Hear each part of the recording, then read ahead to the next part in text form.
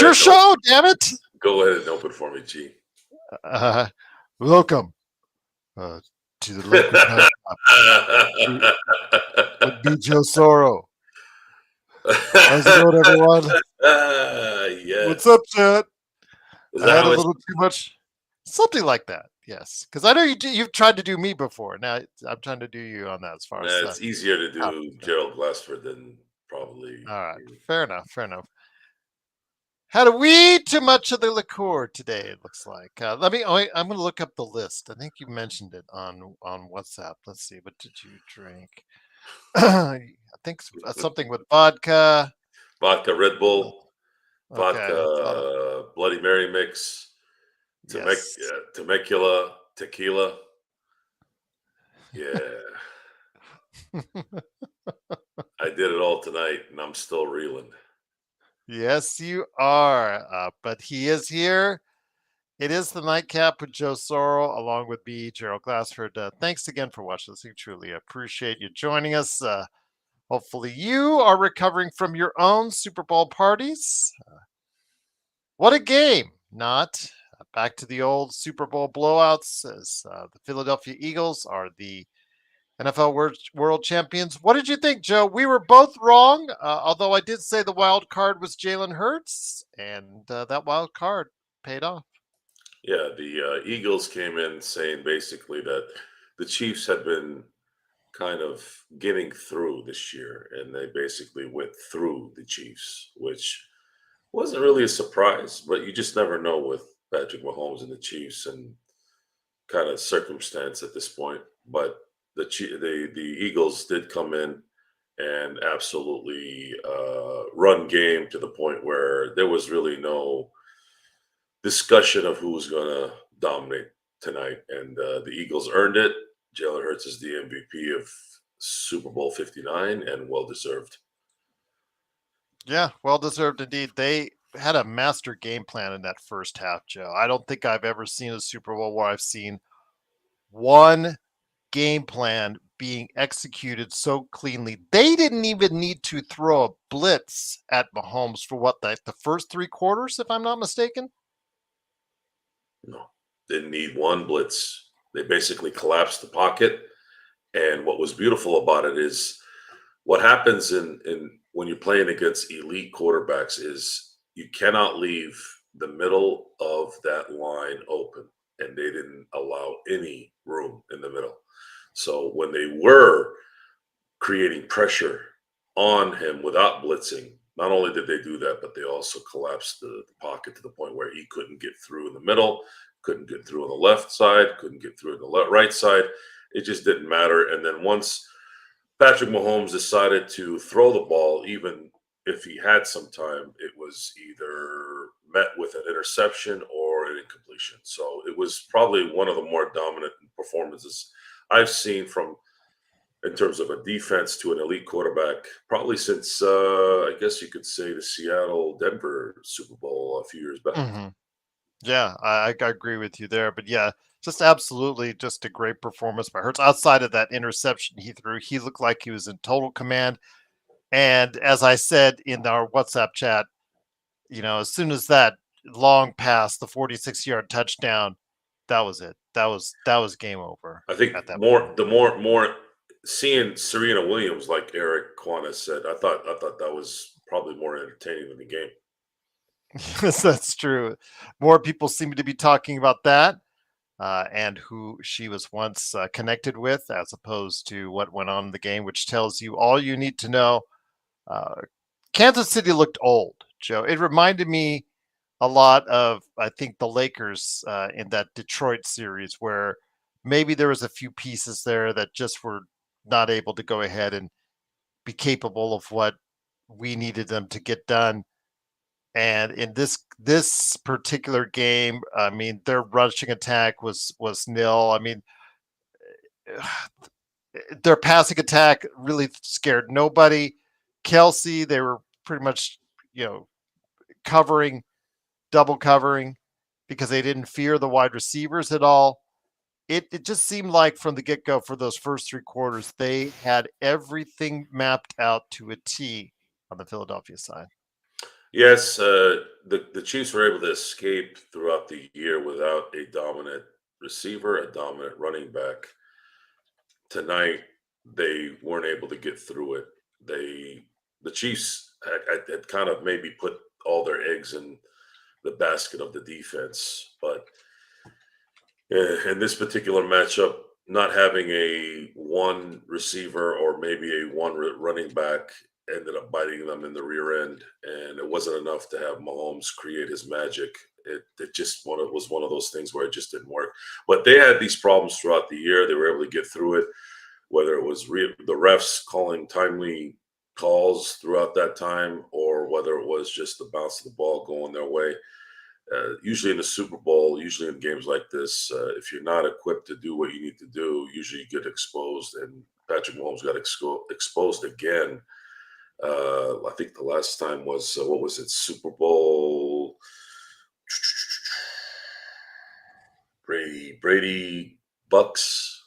I'm trying to think Hmm. what was it. So this was Super Bowl 59.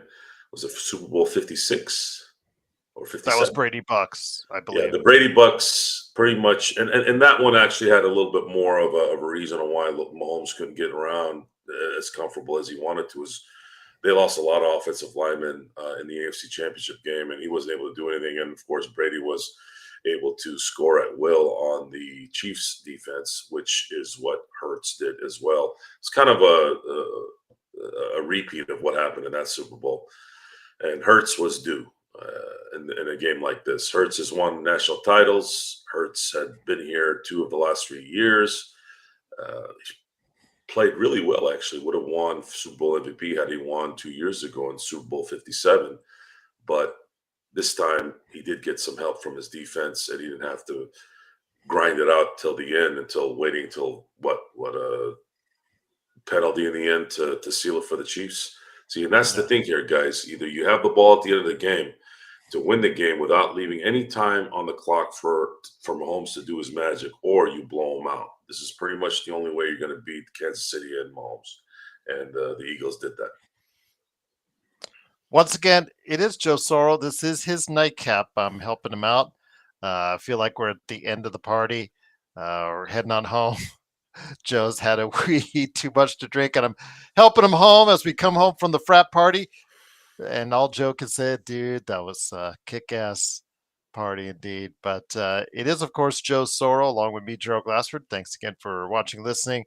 The Super Bowl is now over. Yeah, let me know in the comments, everyone, what you thought was the best and the worst Super Bowl commercial that was out there.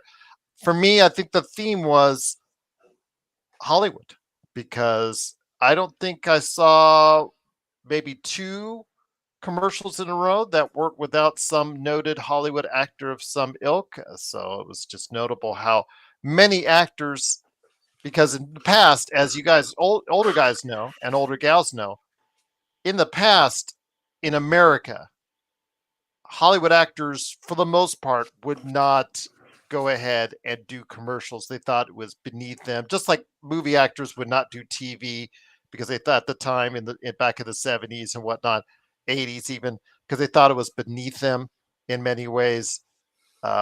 They would always do, if they do commercials, they do it overseas because they think really that no one in America would see them.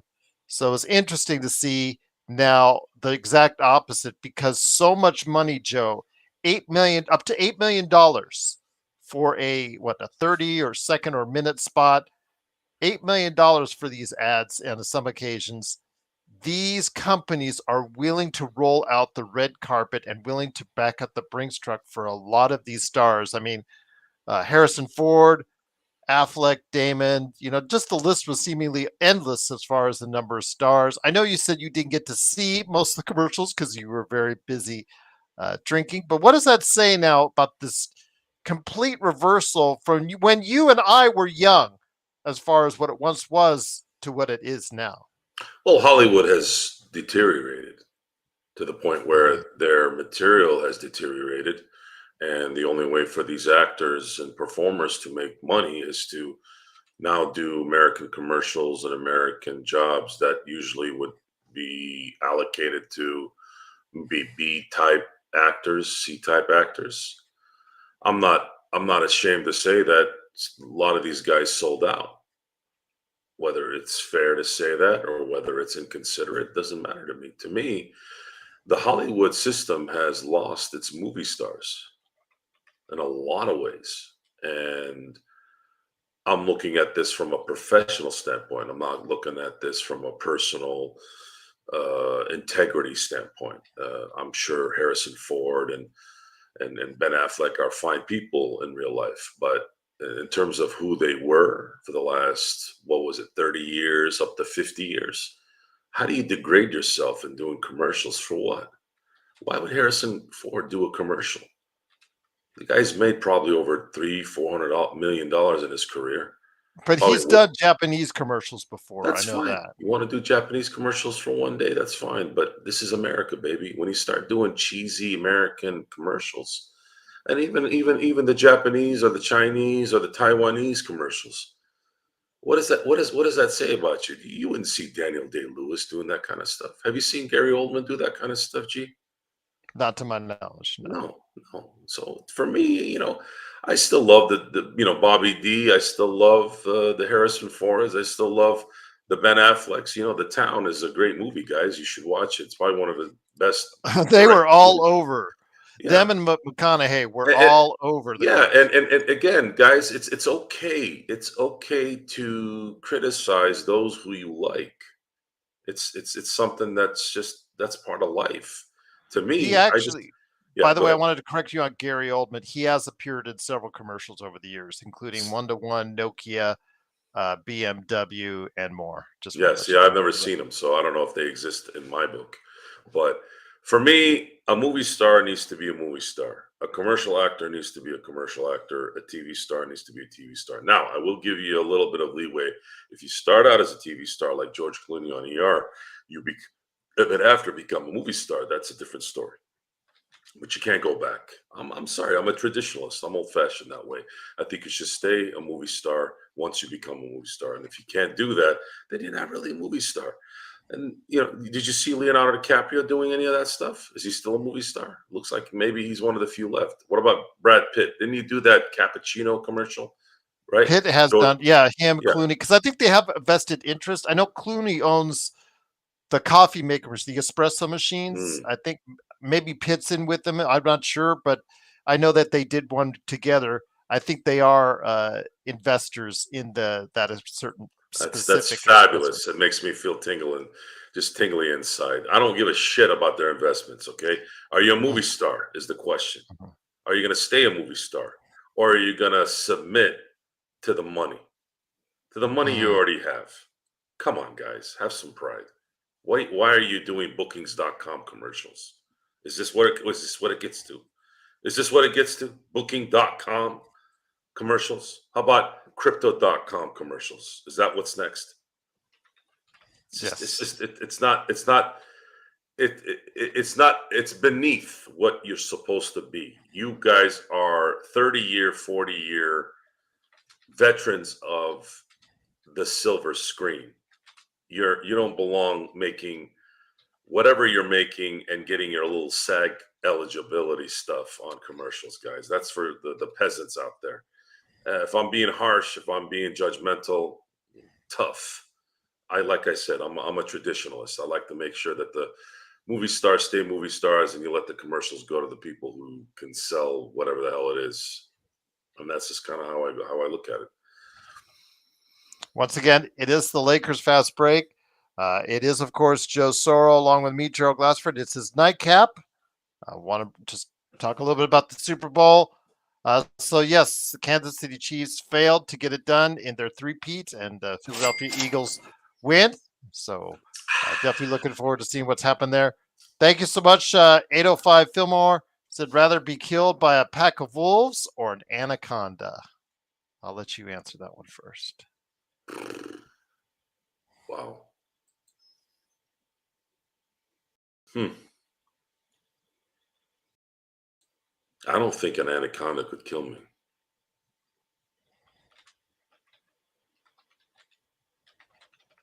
I don't think an anaconda could kill me. You'd have to wait for the anaconda to swallow you. I just don't think my mentality would allow an anaconda to kill me. Pack of wolves, I don't know if you have a choice there. Mhm. So I don't know what I actually don't know what I would pick. I guess Uh, Anaconda. yeah, I guess Anaconda. Yeah, yeah, those are the type of questions we get from you. 805. Great Appreciate the question. super chat. Great. Yes, Keep it coming, guys. I love those questions. I like thinking outside the box. kind of morbid though, isn't it? Yeah, Our sure, own but it's death. fun. It's fun to answer the questions. Okay, all right. Just wanted to know next time we head down to the South America, going to the Amazon. Yeah, right there with the anaconda. There you go. All right, can't wait for that. Hey, that was a great movie, by the way. I like Anaconda movie was great. I enjoyed it. Yes, it was a terrible game, John. So I can't agree with you more on that. But it goes back to those Super Bowls. Almost every year were blowouts, and I'm just glad that we had quite a few years of competitive games until this year, which unfortunately was not. Yeah, this was probably one of the most boring Super Bowl experiences probably of some time. There was no controversy. Like again, when Serena Williams is the center of talk for people, and this just because she was just dancing at the halftime show, that really tells you all you need to know about how boring of an I wasn't experience bored. this was. I was I wasn't bored. immensely. I was. Yeah, boring game. The commercials, like I said, outside of the Mountain Dew one with Seal, I kind of just thought they were just kind of Hmm. lackluster this year. But yes, absolutely. It's kind of like a disappointment for me today. But we'll just deal with it. Bloodhound said this is a great Super Bowl. I'm glad you thoroughly enjoyed it. Sounds like you're a Philadelphia Eagles fan. I'm not a fan of either team, though I am happy for Jalen Hurts and also Barkley, who, they are absolutely deserving because they worked really hard this season. So happy for them that they got a chance to go ahead and, along with the number one defense in the NFL, really showed out today against I think was just an aging KC team that needs to go ahead and retool. Didn't say need to look at things in a whole new perspective. I think they still could go ahead and retool and give it another year. Maybe they'll come back and go ahead and win again. But we'll see. But is Joe Soro along with me, Gerald Glassford? Thanks again for watching this. It is, of course, the Nightcap with Joe Soro. Um, they're sending us their thoughts on the halftime show. But I wanted to ask your thoughts tomorrow, of course, is the big game for us as Lakers fans. It is Luka Doncic stepping onto the court for the first time. Most likely, he's listed as questionable, but most likely stepping onto the court for the first time against the Utah Jazz. A lot of people are very excited for this. This created more excitement and buzz than the Super Bowl itself, seemingly, in the past few days. Your thoughts on the eve of what will be a very historic occasion for Lakers and the NBA? Well, I'm obviously very encouraged and very happy with Luka Doncic being a Laker, and there was more ammo that was thrown his way today by the owners of the Dallas Mavericks. And Mm-hmm. I'm not going to lie, if I'm a teammate or if I'm an executive or anyone associated with the Lakers, I'm putting that quote into Luka's locker every single day. Luka Doncic is the only visible player in the NBA that I've seen that is adamant about winning. If you don't believe me, all you got to do is put in Google, put into YouTube, which is pretty much the same company, Luca tearing his jersey apart. And you'll get a chance to see how much this guy cares about winning. And not only does he care about winning, but he is lethal in how he operates. Now, the only reason why he hasn't won a title since being in the league is he hasn't been equipped with the right team. Last year was somewhat adequate, but not all the way. And I'm fully confident that the Lakers will eventually adequate him with the necessary equipment. And you're going to see not only a perennial MVP, but one of the baddest motherfuckers in the game, who's already one of the baddest motherfuckers in the game. But when he starts holding up the Larry O'Brien trophy and finals MVPs, at least every year, every other year, you're going to find out exactly who he is. And that's what's coming, folks. Barring any injury, that's what's coming. And we're here to watch, analyze, and assess. And I'm looking forward to it every day, every year. Get ready for it. I'm going to go look up some of the comments that Chad is asking me to go ahead and say about the Mavs owner. We did also learn today that Anthony Davis, the other main player in this trade that sent him and Max Christie and a first-round pick to Dallas for Luka Doncic, essentially, and some other filler parts on both sides, and also Utah. But Anthony Davis, a stellar player in his own right, unfortunately, re-aggravated his abductor strain, and although he said after the game that he'll be fine, that he was hinting that he'll be back for the next game, that is not going to be the case, as ESPN's Shams Charania has reported that he'll be out several weeks, at least a month, with re-aggravated abductor strain. So, yeah, absolutely devastating news for them on the fact that they were also, the fans there were very adamant in their opposing the trade. The fact that they staged a protest outside American Airlines Arena yesterday and the day before, actually, as well, because they were very upset over what went on as far as the trade is concerned. They've been staging protests there for quite some time since the trade happened. GM Nico Harrison has had to go ahead and hire extra security because of all the death threats he's been getting. It's been a hard time for Dallas Mavericks fans. I understand that we as Lakers fans shouldn't really care, but still, to see this go awry, and I know the comments that were made by the Dallas owner, which I will go ahead and retrieve here in just a moment, don't make it any better. But your thoughts on Anthony Davis re-aggravating the abductor strain? He is no longer the player that was playing every game or virtually every game that he was very much doing up until the time he got traded. Your thoughts on what AD has now done and now is going to be out for quite some time? With all due respect to Anthony Davis, I have a lot of respect for him, but I couldn't give two shits about the Dallas Mavericks or their injury issues. The only care I have is for the Lakers in the 2025 season. Luka Okay. Doncic will be wearing a Laker uniform tomorrow. And that's all I am concerned about. I am only concerned about the LA Lakers, and I'm concerned about how well they perform. I don't think about the Dallas Mavericks, Anthony Davis, Max Christie, or whoever's over there. I don't care. I don't care if Anthony Davis ever plays again. Mhm. Respect. I hope he does well. I hope he continues to play. But I have no mind on any of that. All I care about right now is that the Lakers have a 25-year-old mega star that's going to start playing for our team in 24 hours or less. And I am going to observe and watch that. And I am very excited about it. Very, very excited about it. And I believe it's going to be a very, very, very pleasant experience for all of us.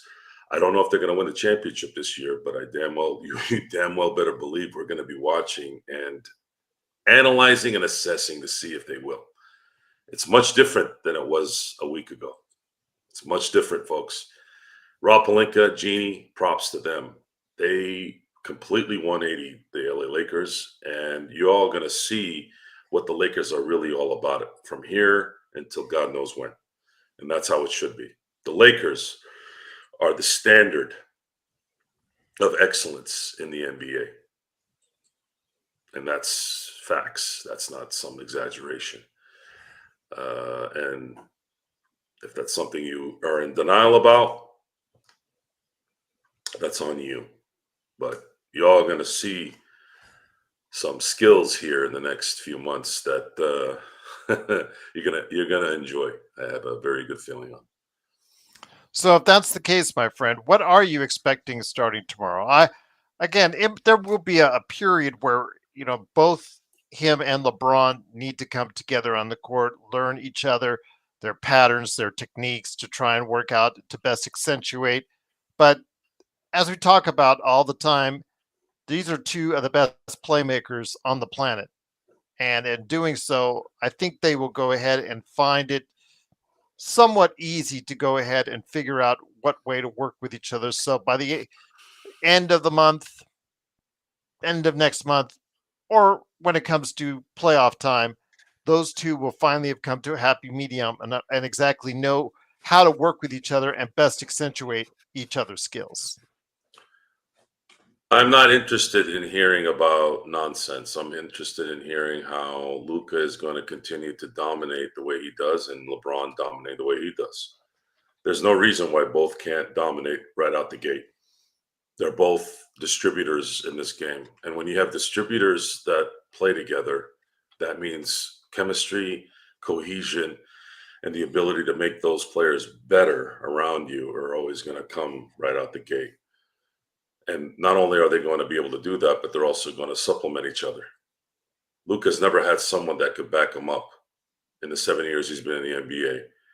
LeBron, I guess you could say Kyrie or Dwayne Wade or maybe even Rondo. Rajon Rondo has kind of helped him out in that area. But LeBron James has never played with a man like Luka Doncic.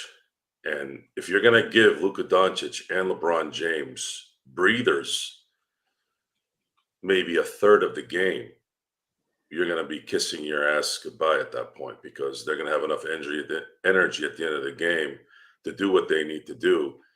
And you're going to have problems no matter what your lineup is.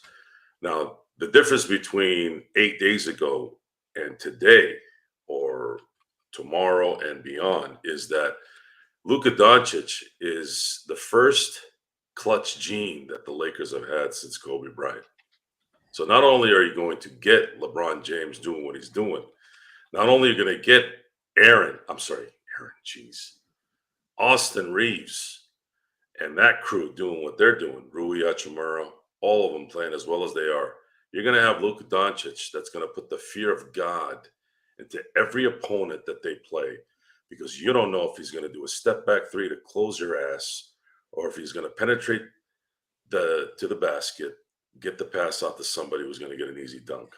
That's what you're going to have to worry about when you're an opponent to the Lakers now with Luka Doncic at the helm. And that's just the reality of this. And Laker fans, you're going to need to get used to Luka being the man here for the next decade.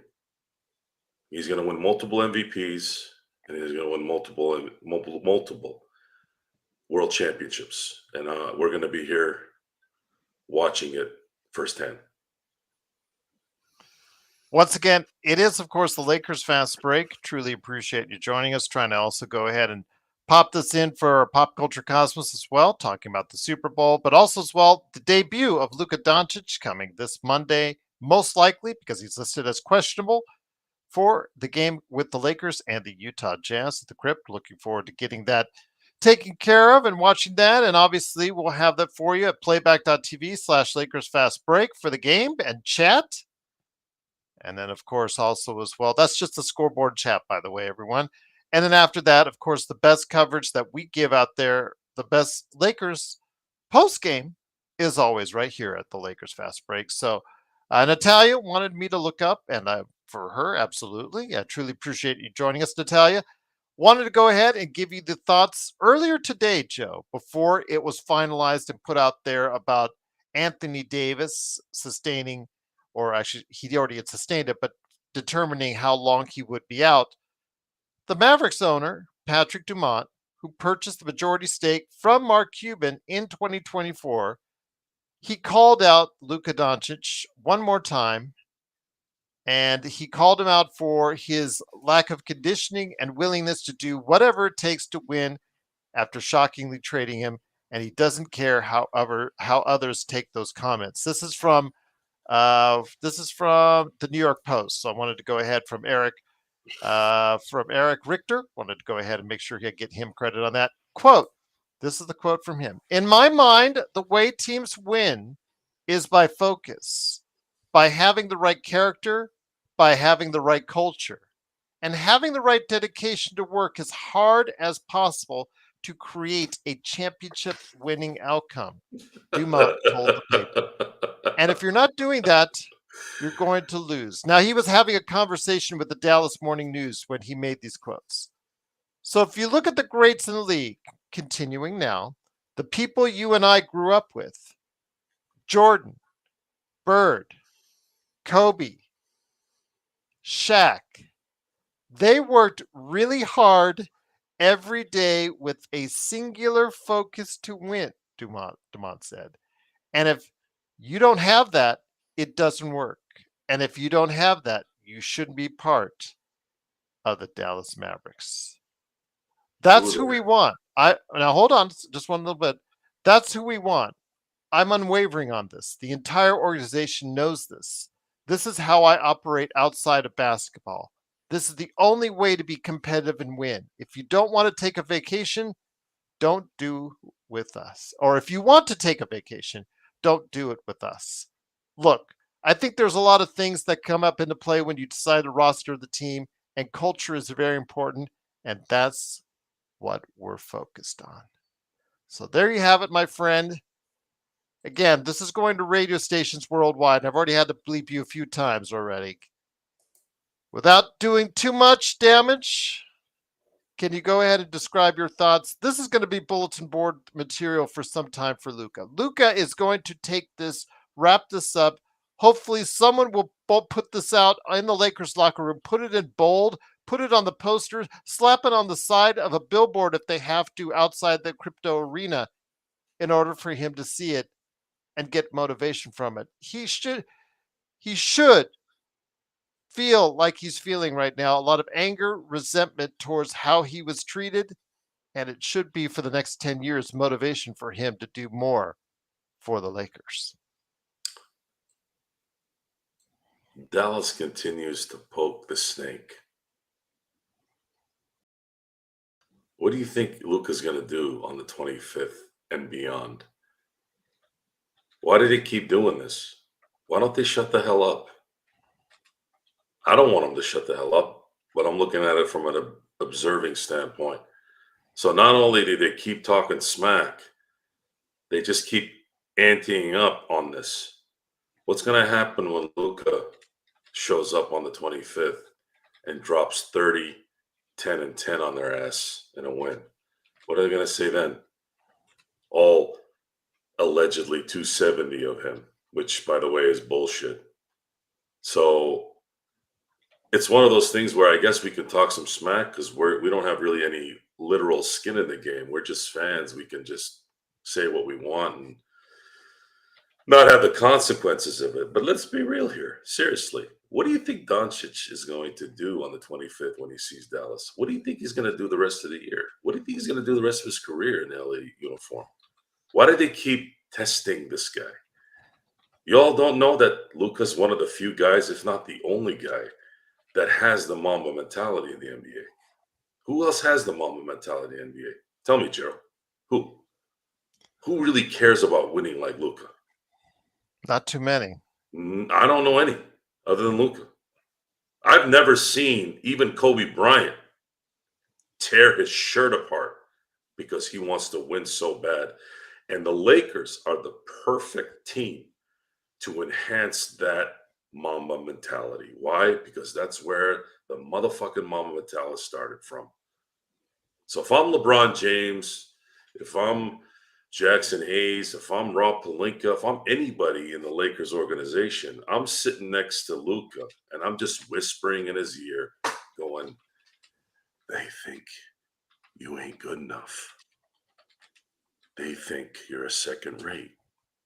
They didn't want to pay you your money. They didn't think you were worth it. We think you're worth it. We're going to pay you the max. We're going to give you the extensions. We're going to let you run this mother for the next decade. The greatest basketball team that's ever been on this planet. You're going to run it. You're going to be an icon. And you're going to have a jersey up in the rafters. And you're going to have a statue outside the crypt when it's all said and done. How's that not going to motivate him?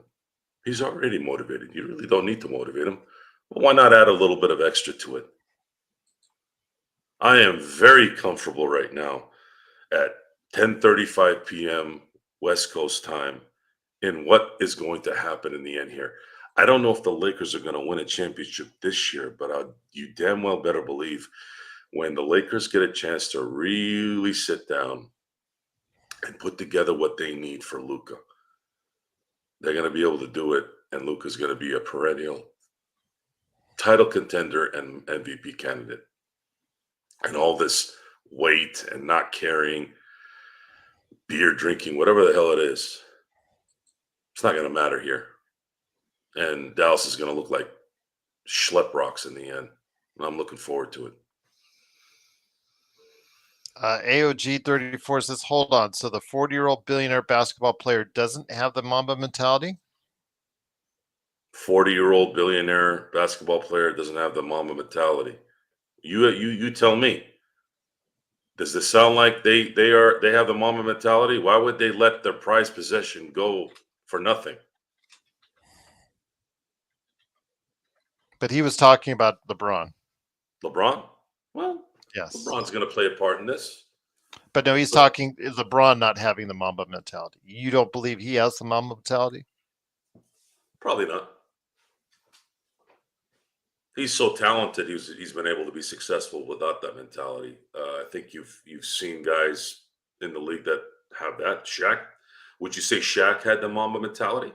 I mean, he had the, I guess, the motivation when it was showtime. But what's Mamba mentality to you? That could be subjective to a lot of you. Mamba mentality to me means tearing your heart out and showing it to you and eating it in front of you. Who really has that?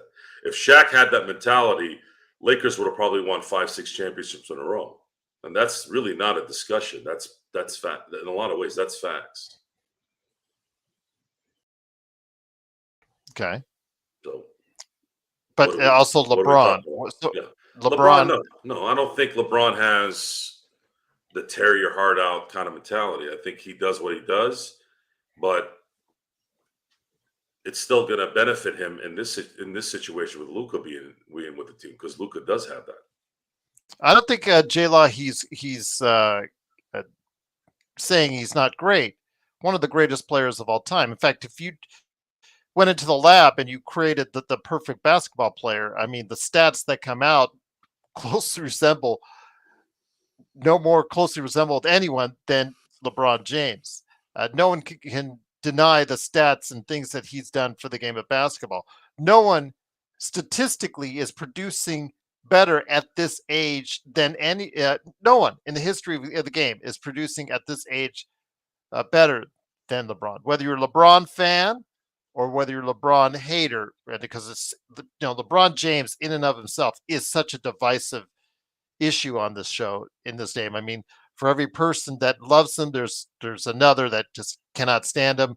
For a person that wants him to be a Laker forever, there's another that wants him to go tomorrow. So it's just he can't win either which way, no matter what he does, no matter how he plays. But the facts are the facts. The stats back it up. No one at this age has ever had the kind of statistics that he has had at this age. You could argue about all you want about his defense. The turnovers, other issues with him as far as off the court, whatever you want to go ahead and get to. That's your opinion, and that is to be respected. But no one can doubt, whether you love him or hate him, that he has at this age playing at a level where he can still help you win a championship. If you've seen him at MSG, if you've seen him at the game against the Clippers, if you've seen him over the course of the road trip, you realize he is still very much capable of helping this team win a championship. And Luka, one of the premier playmakers, Joe, in the world, one of the best players in the world, and has also the stats to back that up, coming onto this team tomorrow as they face off against the Utah Jazz. Even without what we see at the center position, even without not having the best defensive alignment along the perimeter, even with Darren and others, just constantly chiding the fact that they're ball hogs and all that stuff. Yes, I understand it's going to be a lot of iso ball. I get it. I understand it. It is not going to be Golden State basketball where the ball is popping around 5, Yay! 6, A 7 times. I subscriber! understand it, but it is at the end of the day all about winning. And the Lakers with Luka and LeBron in a 7-game series. Thank you, Martin, by the way, for subscribing. In a 7-game series, Joe, again, and I will reiterate it again and again, that the Lakers do have an opportunity to win any series that faces in front of them in the playoffs because of those two individuals. Well, you also have to come to grips that what have the Lakers been since the AD LeBron connection? Have they been clutch at the end of games? Have they been able to close a lot of those close games? What do you think, G? The question For the most part, we talked about it. They have is come close to or have lost several leads over the past 3 exactly, seasons. exactly. So they have suffered in that department, and LeBron, unfortunately, is just that's probably one of the deficiencies in his game. He just can't seem to close those games a lot. Well, he just got the best one on his team that does that stuff. That's the Mamba mentality. Can you close? We're about closers here, folks. If you want to learn about closers, just watch the movie Glengarry Glen Ross. Oh, yes. You'll get a chance to see. Granted, it is a movie; it's not real, but you'll get a chance to see a little bit of the tenor of that movie. This business of sports is about closing, and closing. Only a few people can do that. Only a few. And the Lakers had struggled with that. AD being a big culprit in that, not hitting free throws when he needs to, not being able to get the ball down low with a few minutes left to close the game. He's done it. He's done it in spurts. Had a really, really good one back in 2020 during the Western Conference Finals. But after that, seemed to kind of lack in that department. Luka's going to solve that problem. Luka will put the fear of God in a lot of these teams now, especially with LeBron at his wing and a team that's looking pretty focused and chemistry filled. I'm very confident in the fact that the Lakers are going to play very well here. And I don't see any reason why, barring any injury, why they won't play well enough to where they'll be a serious threat. I want to go ahead and ask you with a super chat 805 Fillmore. It's not a question of who you would rather die to. This time it's on the trade that was recently rescinded. Actually, it was yesterday, one of our highest videos yesterday ever. Thank you so much again for watching. Our thoughts on the Mark Williams trade being rescinded. Again, I don't think it's a lose-lose, or I think it's a win-win situation, okay? Either you get a 23-year-old young developing center that could, if he was healthy and had no chronic issues or something that came up on a red flag and the physicals, be that guy that could help go develop alongside LeBron and Luka for in the years to come. Unfortunately, that didn't materialize. So you bring back your first round pick, your pick swap. These are things that you may be able to use as assets in the summer for another center. And then also as well, you get to keep primarily one of possibly a young sharpshooter that could develop into one of the best shooters in the game in Dalton Connect. So I don't see how the Lakers lose in this situation, Joe, but your thoughts on the Mark Williams trade being rescinded? Well, it definitely takes away from the fact that they needed a five. It would have likely improved their structure and their balance, but it could have very easily been a bad deal, depending on in terms of putting together what package they threw at that. If he didn't come out positive, it would be a detriment to Rob Pelinka's general manager decision on that. You give up a first round unprotected pick for a guy who's not playing regularly, right? And then you give up possibly a player in Dalton Connect who could be someone very, very good. And then you also had the 2030 swap. Something must have happened, folks. Something must have happened in those discussions, those physicals, whatever it was, and they backtrack.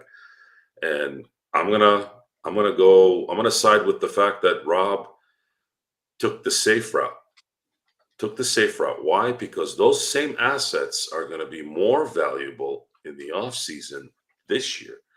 If it means sacrificing the possibility of not winning a championship this year, yet enhancing your team to win a championship in 2026 and beyond, I'm not going to argue against it. Those assets will work much better this summer because you'll have a choice, you'll have time, and you'll be able to assess this particular team as well. You're going to get a chance to see what this team is in the next 3 months. And you'll be able to dissect, well, we need this and we need that. And it's much easier to negotiate and to allocate whatever resources you need once you really, really know what you need. The only negative is you're going to have another year in with LeBron James. If LeBron James decides that he wants to play longer than after 2026, then that becomes somewhat of a discussion on how that's going to play out. Is LeBron going to take the continued max contract? Is it worth it? Do we expect LeBron to continue to drop 42 and 17 well into his 40s? At this point, I don't know. I don't know what to tell you guys. If LeBron is going to drop 42 and 17 in his advanced age, then maybe he's just not gonna be a bad player. And it's going to be much easier for him to do what he needs to do because now he doesn't have to ball control as much as he used to, more so than probably any time in his career. He had Dwayne Wade, he had Kyrie Irving, but both those players were more two guards than point guards. Doncic is a legitimate point guard. He is going to take this offense and guide it. And LeBron is going to have input in that, and he's going to guide the offense as well, but he won't have to. And vice versa. Luka, who's been, in terms of his usage rate, has been extremely high. Now he doesn't have to do what he did the first 7 years with Dallas. He can actually let LeBron sometimes control the ball while he gets his rest, while he sets up a certain scenario on offense that could benefit him. It's going to be fun to see how this develops. It really is. And I feel like it's going to be a great development. And the Lakers are already playing very well without LeBron, without Luka. So how is this going to not work out when you implement Luka and LeBron on a daily basis? And having that motivation of the fact that everything around Luka right now is saying that he's a bum. Okay. We'll Yeah. see what he does. I have a lot of confidence that Luka is going to destroy everything in his path once he gets on that court. Well, again, with what we're seeing right now, Joe, in the chat, and thank you, chat. It's just always great working with you guys and communing with you guys here at the Lakers Fast Break. There is much talk about the defense. I know a lot of talk has swung to the fact that since we didn't have or don't have what many feel is a viable defensive stopper, Jackson Hayes, a lot of faith now has to be put onto Jackson Hayes. Guys like Trey Jamison, guys like Koloko, and even guys that hopefully may come back into the lineup, such as Christian Wood, if he's not waived for any reason as far as a buyout candidate is concerned. So if that's the case, the defense obviously has become an issue.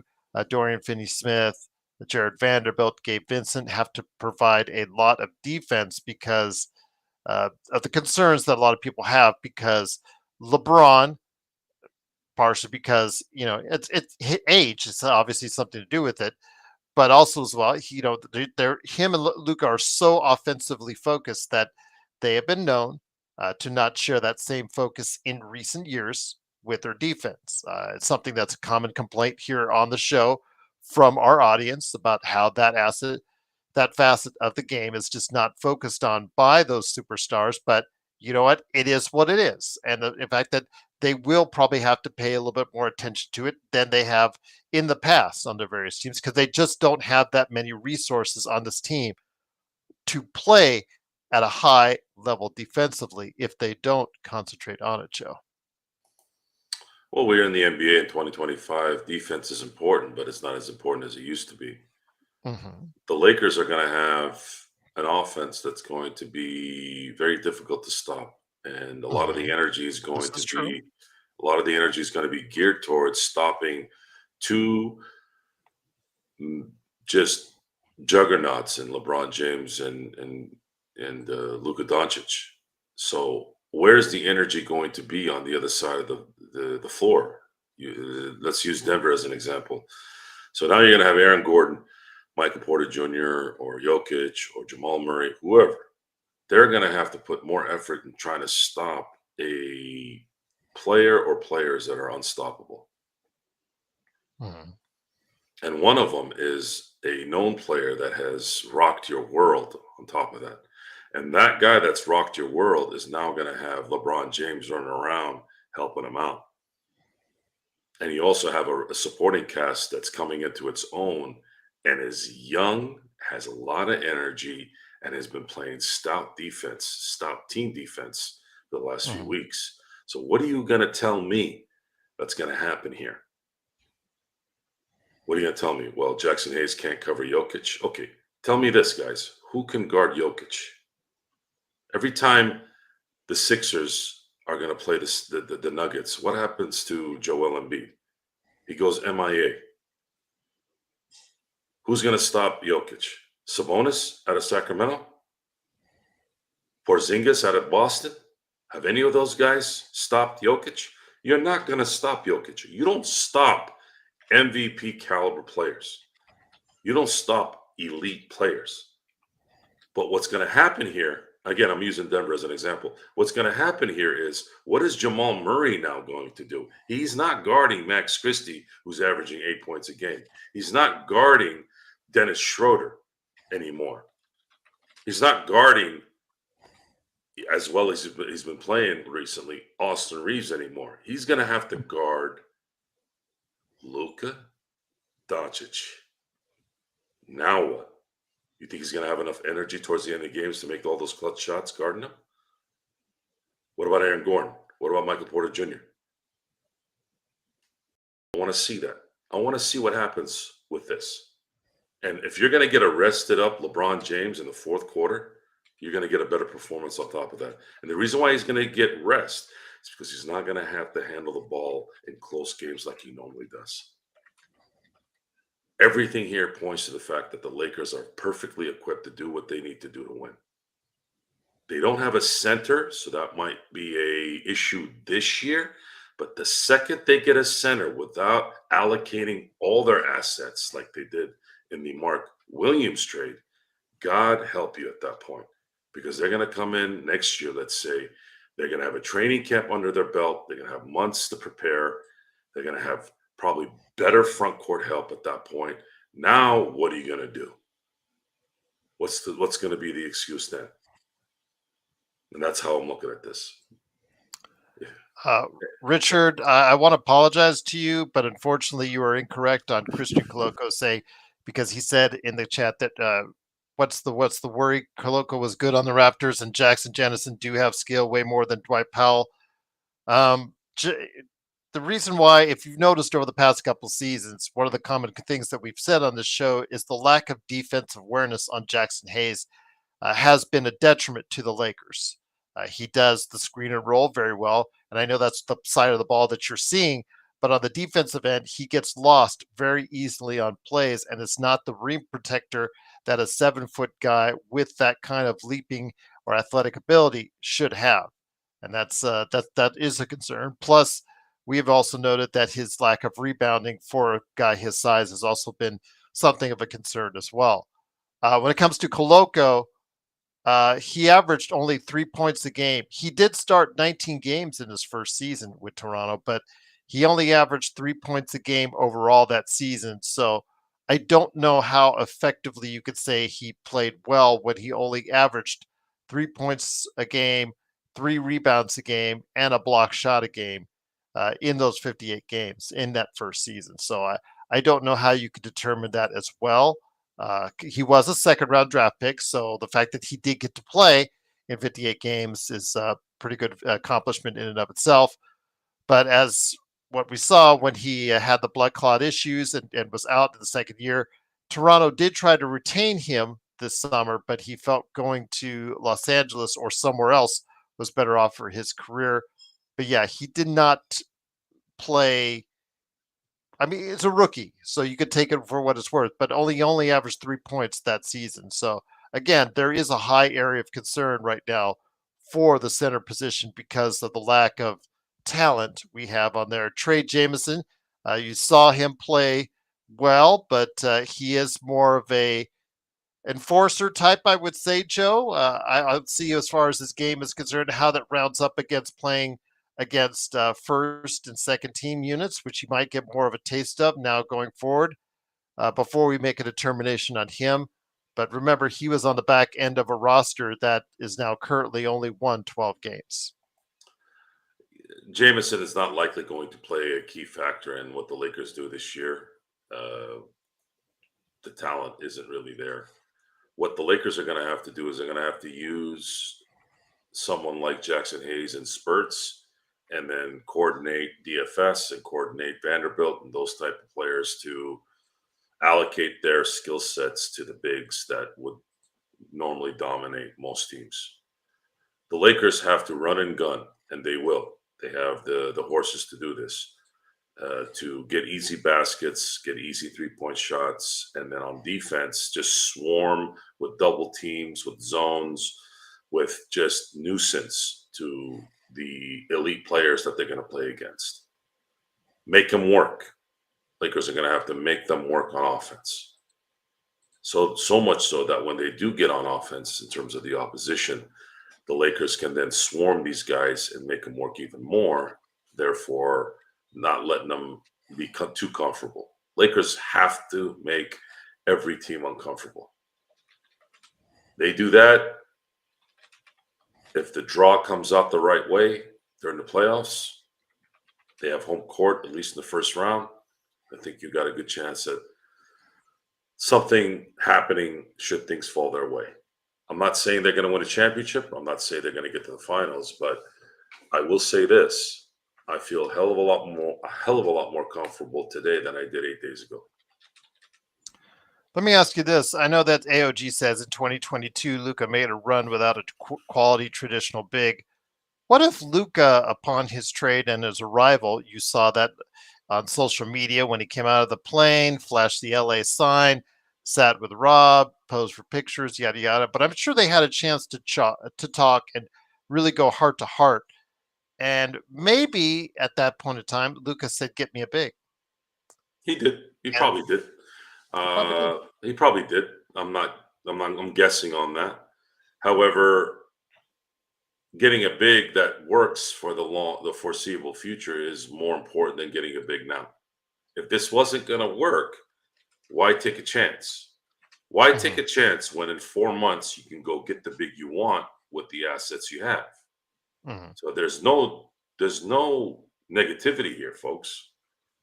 I know you guys have been used to hearing us talk negatively against Rob Pelinka and Genie and the Lakers organization, but this was a smart move. You're not healthy enough, Mark Williams. You have these problems. Sorry, bro. We can't do this. And if Charlotte Hornets want to continue to do shoddy advertisement on their players, well, you know what? We're not going to do business. Well, Lakers are not going to do business with you, and neither are the other 28 teams. That was Bush League from what I've read. And you know that it was Bush League because these idiots keep making public service announcements about how they're kind of digging at the Lakers on not doing stuff. That's how you know. When you hit a target, you hit a nerve. And that's what they did with the Charlotte Hornets. Rob and the Lakers popped them on a deal that they tried to get through on an injured player. And they're still not taking blame for it. They're not going to take the blame for it because they'll get in trouble. And there's no proof. You know, if Adam Silver in the NBA said, "Hey, what the hell were you doing here?" Well, we didn't know. They could just deny it. Are there emails? Are there text messages? I'm going to say maybe they were smart enough not to do that, especially with what happened in Washington years ago with that numbnuts John Gruden, right? You can't prove anything. So that's fine.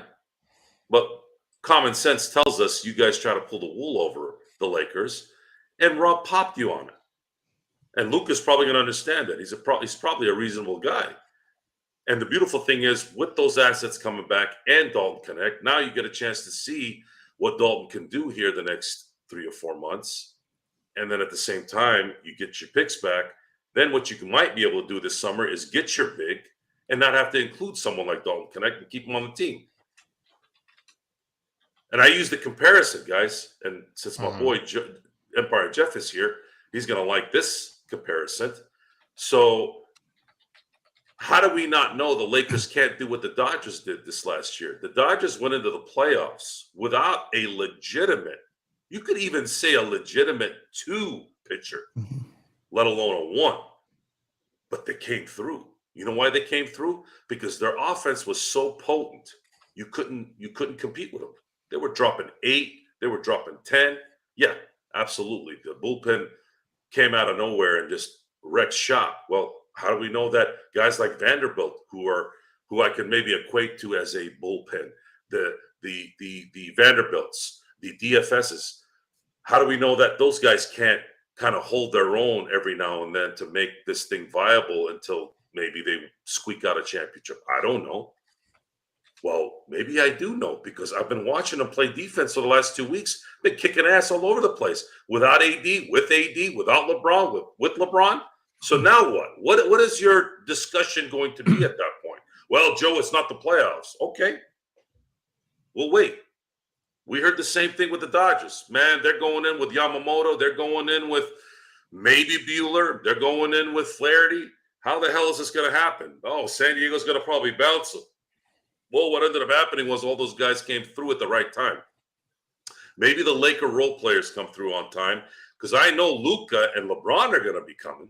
And I know Luka's got the clutch gene, which is something that's been missing in LA for a very long time. And that also here, go ahead. And that, I'll put a button on this for you, G, before you get to Jeff here. That right there, folks, is what I'm waiting for. That's what I'm looking forward to. And also here today is a good man indeed. Please go ahead and like and subscribe, like I hopefully plan you doing for us here at the Lakers Fast Break. You do on his channel as well. It is, of course, Empire Jeff of Empire Jeff TV. Jeff, great to have you aboard. Pleasant surprise indeed on the eve of Luka Doncic stepping onto the court for the first time with number 77, member of the Lakers. I know you're excited. I have seen your shorts. I've seen the vid. Just absolutely ecstatic, like the rest of Los Angeles, the rest of Southern California, the rest of the Lakers nation that's out there, for lack of a better term. Just glad that it's finally coming to a head and is finally going to be reality once he steps on that court tomorrow evening. I'm still in shock we have him, to be honest with you. Until I see him on the court, I'm not entirely sure this is still real in my mind. Like, it's just crazy to me. I mean, I know it's real, it's official, it's done. It still is weird to me. But first of all, thank you for having me. Appreciate the invite. There is a lot that has gone through my mind and a lot of back and forth since that Luka trade a week ago. Just where we were days before then, even with the Lakers playing well. Even when the Lakers were playing well, it never felt like they had a chance to even go anywhere. Even with Bron and AD, I felt that era was over. Even while they were on the team, pretty much was done. Just they had a ceiling. They reached it, and it just didn't seem like the team was excited about anything. The organization was excited about anything. And then all of a sudden, the Dallas Mavericks had a death wish, and then everything just kind of went its way. And at the end of the day, I will say this: there were so many false narratives that just got blown out the window during this whole process. And first thing being that no one likes Rob Pelinka. Well, that relationship with Nico Harrison led to this trade. And Rob, who I've often felt was a pretty decent GM. I never liked him as a face of an organization, and he's made mistakes and he tried to help his stars out. But as a GM, I still had some confidence in him. I really did. I felt he was kind of sitting around waiting for his guy. I had no idea it was going to be Luka. But I just knew he wasn't going to go out there and just give away picks to give them away. He was going to take the heat and wait it out till someone of value became available. And that's kind of what happened. having said that, my whole look at this team has changed from a standpoint of I have a better feeling of Braun and Luka more than I do had of Braun and AD anymore. Just because that ship had sailed for me.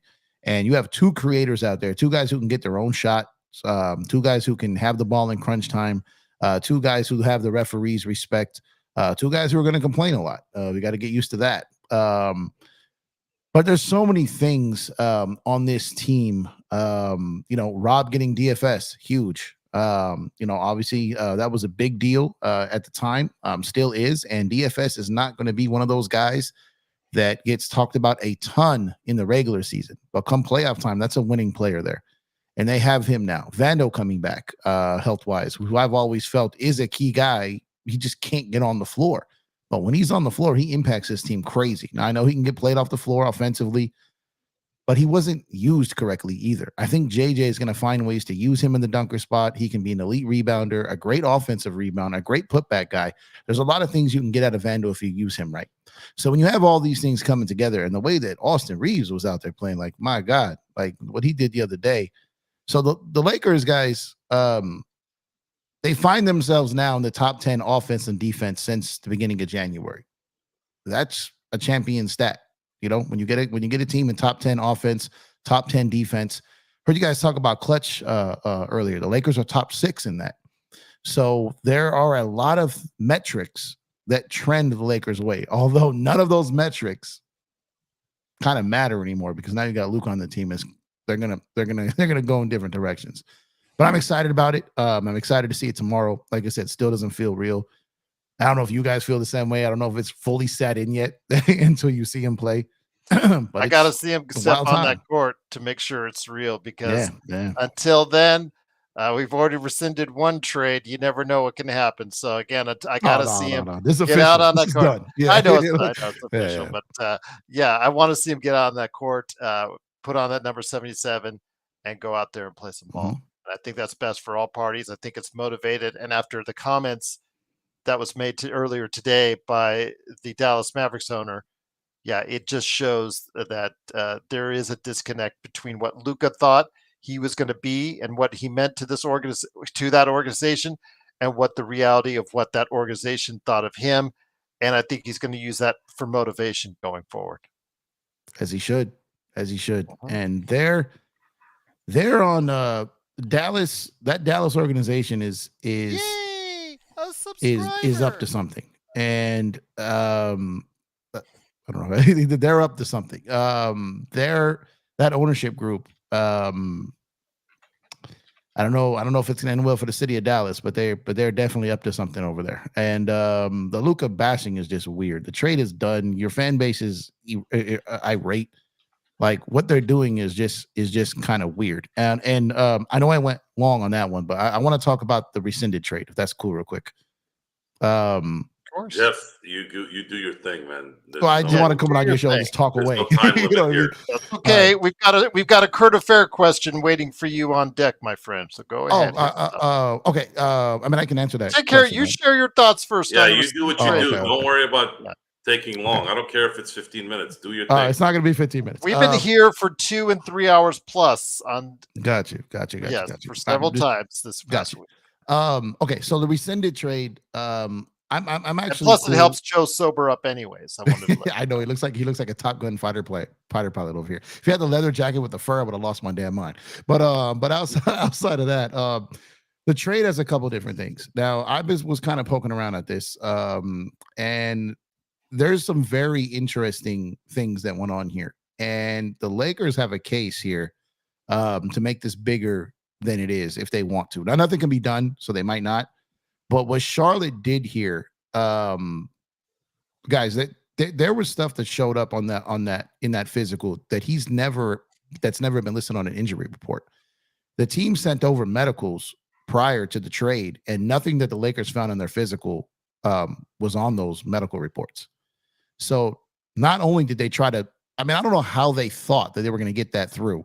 But I think a lot of Laker fans, one of the things that they did, not just by bringing in JJ Redick, but what the Lakers did this offseason was they went and got the former NBA's head of health Leroy Sims runs the Lakers medical staff, former head of the NBA's, like basically who looks over all medicals. The Lakers have this guy, right? So he failed the physical and found things that Charlotte was trying to sneak through. And if what I heard today is true, that there were things on that medical report that Williams didn't even know about. And that's the concerning part. So what Charlotte did is, if true, then this is craziness what they tried to do. And let me ask you this though. But let me ask you this: initial reports said when at the Luka press conference, he made Rob made the comments that the center position market is dry. If you read the reports about that came up after this trade immediately, it was said by Shams Charania and ESPN reports that the Lakers were approached by Charlotte for this trade. It's happened a couple of days, took a couple of days to materialize, but they were approached first by Charlotte. Conveniently enough, when it was rescinded, if you take a look at that statement, it says that the other team approached them. So somebody is not telling the truth in all this situation. This seems very underhanded, very shady. I just wanted to hear your thoughts on that part of it as well. Yeah, I obviously am in no position to speak against Shams, but for what I heard, Luka went to the Lakers and specifically wanted Williams. He specifically mentioned him to the Lakers. And in doing so, the Lakers targeted him. Now, I don't know if that was they had him on their board and then Charlotte just called. I have no idea. But I read that Luka went to the Lakers and spoke on his name directly.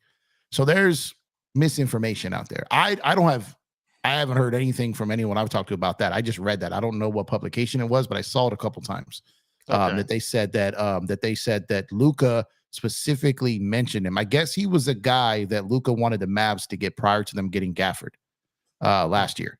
And so from what I did hear, that the Lakers kicked the tires on him earlier in the season, but there was no traction gain. So when Rob was saying the center market was a little dry, he could have got guys. There were guys he could have got, but there weren't going to be guys he was willing to give up picks for. Like he wasn't going to be able to get Kessler. They used a pick, obviously in the Luka trade. They didn't have the 2 picks that Danny Ainge wanted. They could have worked that trade, to get Kessler in the Luka trade, right? Like if they were really going to go in on Kessler, it didn't happen. I mean, I remember texting Joe when that trade happened. Keep an eye on the Utah side here. Maybe they get Kessler in this too, like because we knew they had no bigs. But I don't know who's telling the truth on there, Gerald. The people I had talked to was pretty much on the medical side. I didn't have much on how the deal came together. But as far as I heard both sides, and I agree with you. I think there's kind of some fake news on both sides here. I don't know who to believe when it comes to who reached out first. Okay. I just thought it was kind of petty though when they made the official statement and just did not even refer to them as the Lakers, just the other team as well approached them, which again contradicts what was said by ESPN on the reports on who did it first. But then again, in situations like these, you're going to hear a lot of this stuff flying around either which way. Yeah, and it could be another team that reached out to them. It could have been another team reached out. They decided to make a move, and then they reached out to the Lakers. I mean, it doesn't necessarily mean that it was the Lakers that reached out to them, So the fact that they use that specific wording opens that up to interpretation. So it all depends how you interpret it, right? From there. Yes. But as far as I'm concerned, they're shady SOBs, and they got what's coming to them because Joe said it on head. That was Bush League what they did. And the Lakers legitimately have the best medical guy in the business now. They're not getting any those trades would never go through on the Lakers now. So with what Kurt Affair is asking regarding the buyout market, what would your plans be for the buyout market at this point in time? Right now, not to requote Rob directly, but you're going to have to in this case because it is a tad dry. We're hoping that some players get moved, or as far as ask for a buyout. But as Bobby Marks reminded people today, if somebody asks for their buyout, they lose their bird rights, which, as you know, in negotiations is something that sometimes is a factor. Your thoughts on the buyout market? I think that Kurt wanted you to go ahead and hear your thoughts on how you would navigate through this period of time. Depends. So there's a couple of things that can happen here. First of all, they can't sign anyone above 12.9 million. So anyone above the mid-level range, they cannot get. I know there's different numbers out there, different quotes, but it's 12.9. Anything above that, they can't sign anyone over that. So whatever that player is, I will say this: the interesting part about this is now post trade deadline, there is a starting center position spot for the Los Angeles Lakers playing alongside Braun and Luka that wasn't available a few days ago. So that could potentially. I've got to look at a list of names in that salary range for guys that are below 12.9 million that have probably 1 year left on their deal that a team would be comfortable buying out on. Robert Williams isn't in that category. Obviously, Capella's not in that category. I mean, are you going to go down the Mo Bamba route again? I mean, that's not necessarily ideal. But I don't know. I mean, Daniel Tice. I mean, I don't think there's a name out there that just jumps off the paper, jumps off the sheet right now that's going to come in and be like, okay, I know the we want Dwight back crew is front and center again. The McGee and Dwight crews are back front and center again. But guys, I have to really look at the list now because like this just happened last night, and I've literally the first time I sat at my desk since it went down. I've got to look at some numbers for players here, but I don't know who that player is outside of those kind of names that I mentioned. And because this trade, the way it went down, they're not able to rework the trade in any way, shape, or form because it's past the trade deadline. So there's nothing. That's the worst part about it. But I can't think of a guy off the top of my head. So the Lakers might not. Maybe they go and get another wing guy that becomes available, or a point of attack, guard off the bench if that guy becomes available. But I don't have the answer right now for the big because I don't necessarily know who's going to be available. But if there's a guy that's making below 12.9 million with 1 year left on his deal, with half a year now, that would be a guy to keep an eye on because now his agent may pursue that other team to buy him out because a starting position for the Lakers is open. Brian, with what they have left under the first tax apron, they can still waive a player at this point in time. Most likely would be a minimum guy like Cam Reddish or Christian Wood in order to create a spot because with the rescinded trade, 15. They were a spot open, but they became all filled up when Cam Reddish and, of course, Dalton Knecht came back to the Lakers. So you would have to waive one of those players like a Cam Reddish or a Christian Wood to facilitate a space if a buyout player becomes available. Because I believe under what they have right now, they can barely get away with it and stay under the second tax apron. They could. It will most likely, Gerald, be Cam Reddish that gets waived because if they were just going to dump Christian Wood, they would have dumped him in that deal with Charlotte. So more than likely, they plan on keeping Christian Wood. So by the way, if not, he'll become the starter sometime next week because it just always seems to matriculate from the back end of the bench. He's not playing. Then all of a sudden, right. He's there. He's the Dwight Powell of the Los Angeles Lakers. Right. That's fair. That's fair. Joe, anything you want to interject on this, my friend? You still up to it? Feeling good? Feeling okay?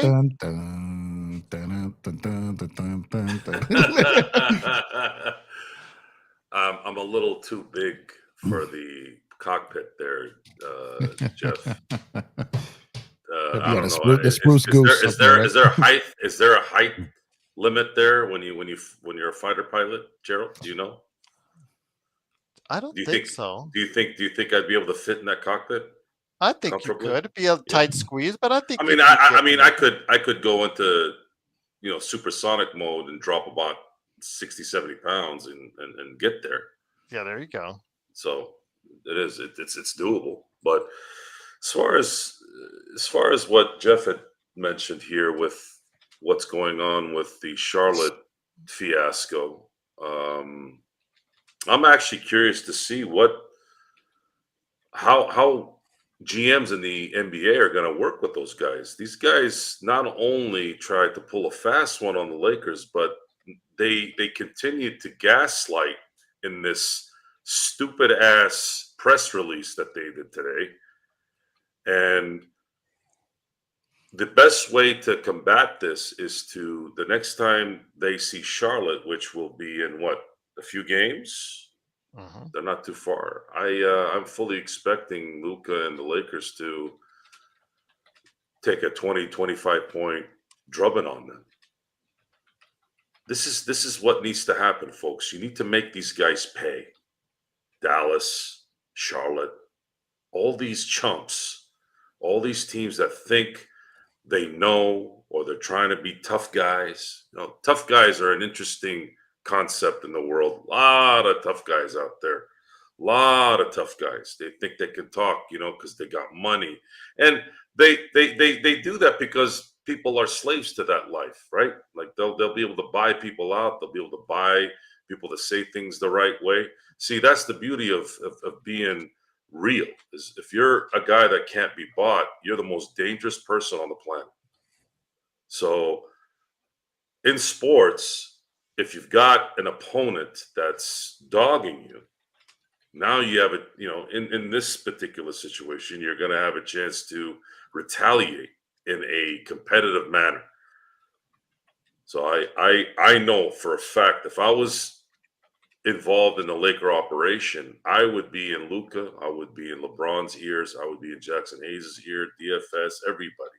I'm like, guys, it's time to drop a massive whooping on these guys.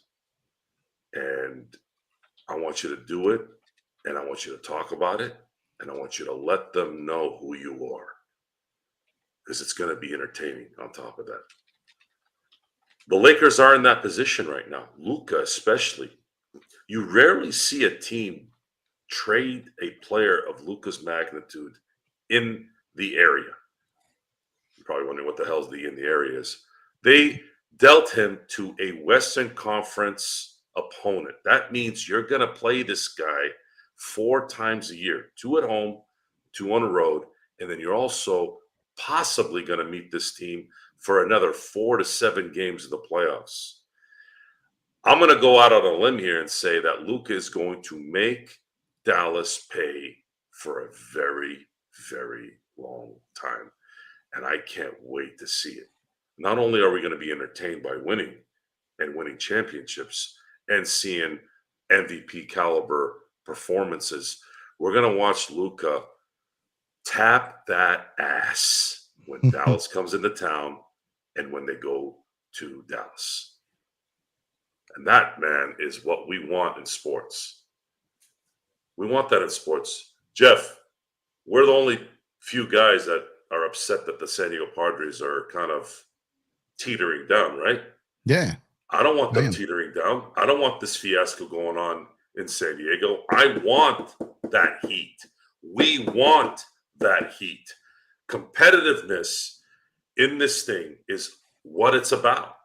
And when you beat that opponent, how did it feel? How did it feel when you dropped 24 straight innings of scoreless baseball on your opponent? If you had called me and said, Joe, hey, would you rather sweep the Padres in this situation? The first answer I would have had before I even listened to the second part was like, abso-fucking-lutely.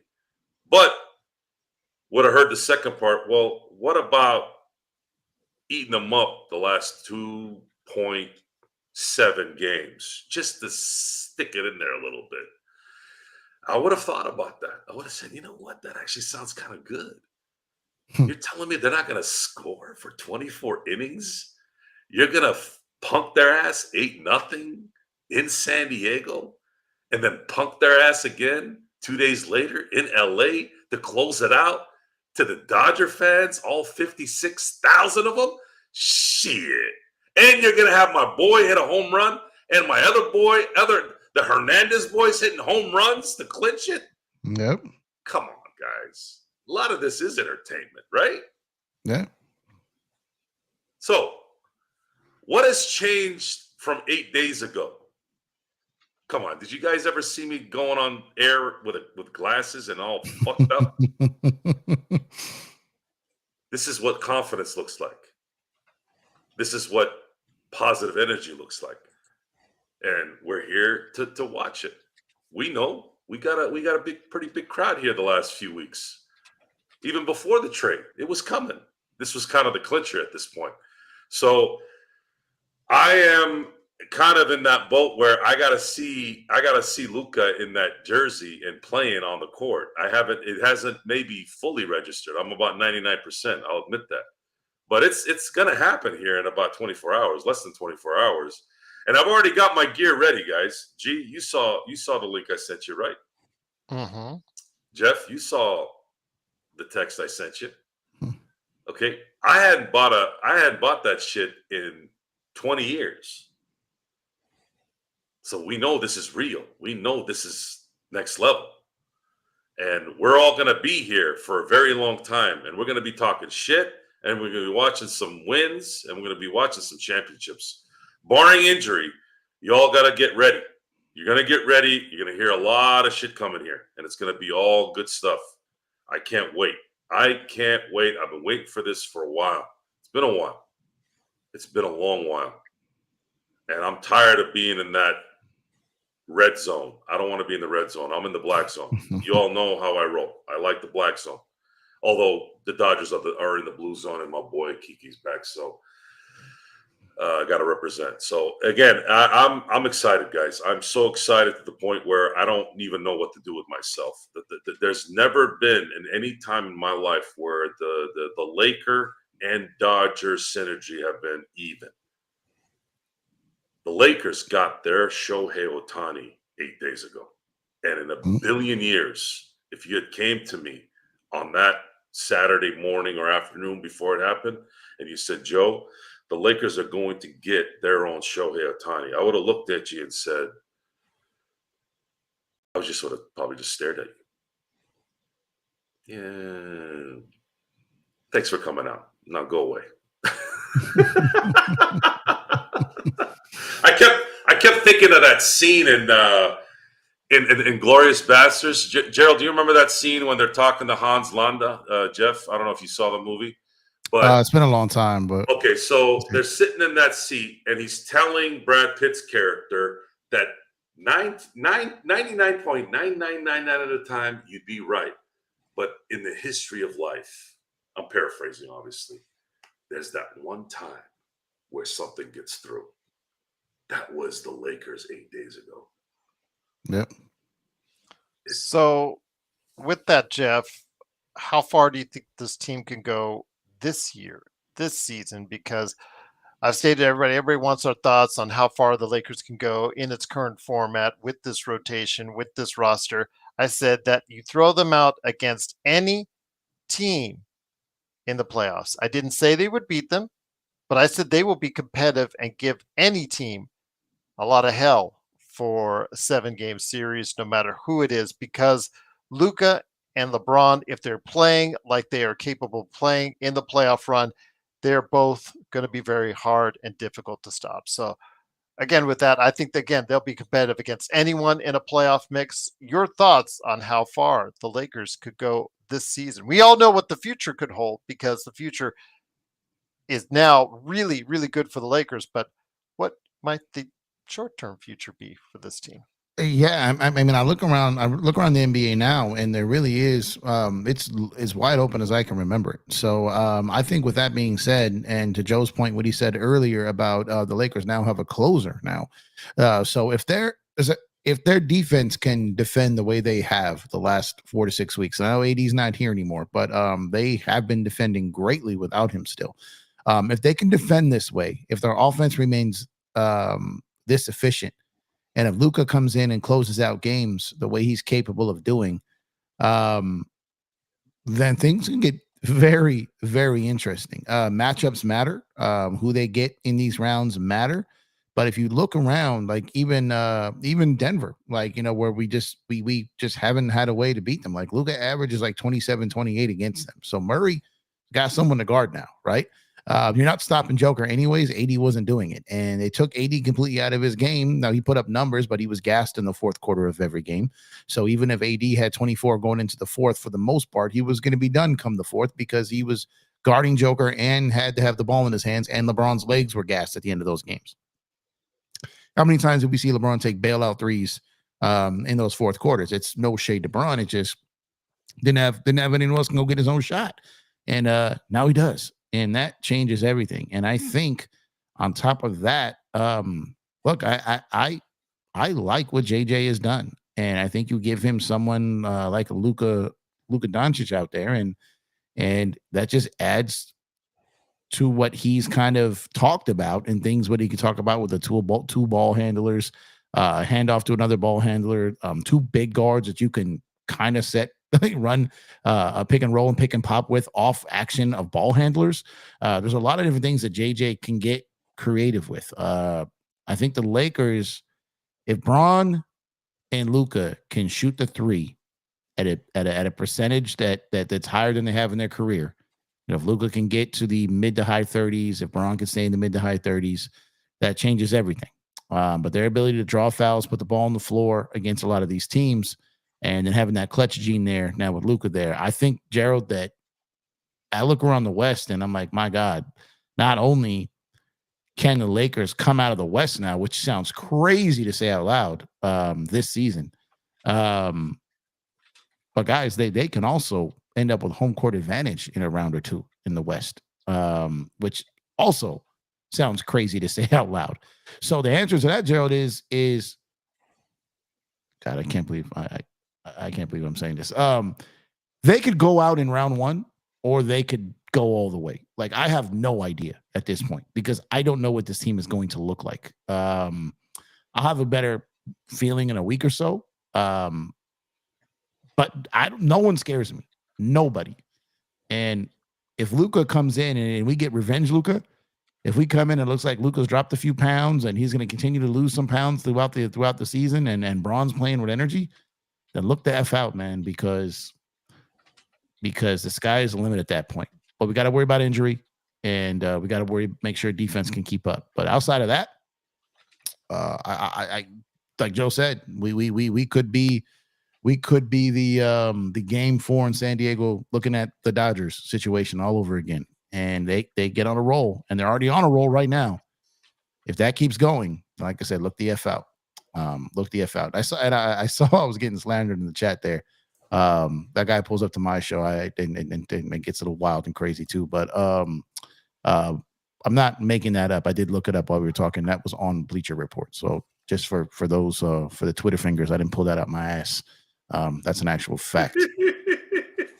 So welcome to our Lakers chat. Welcome to the channel. Yes. Bunch of guys yapping around not knowing shit, right?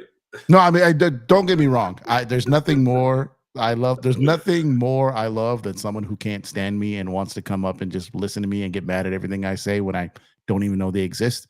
Outside of that, it's kind of a cool thing. It never gets old. So it's a good thing.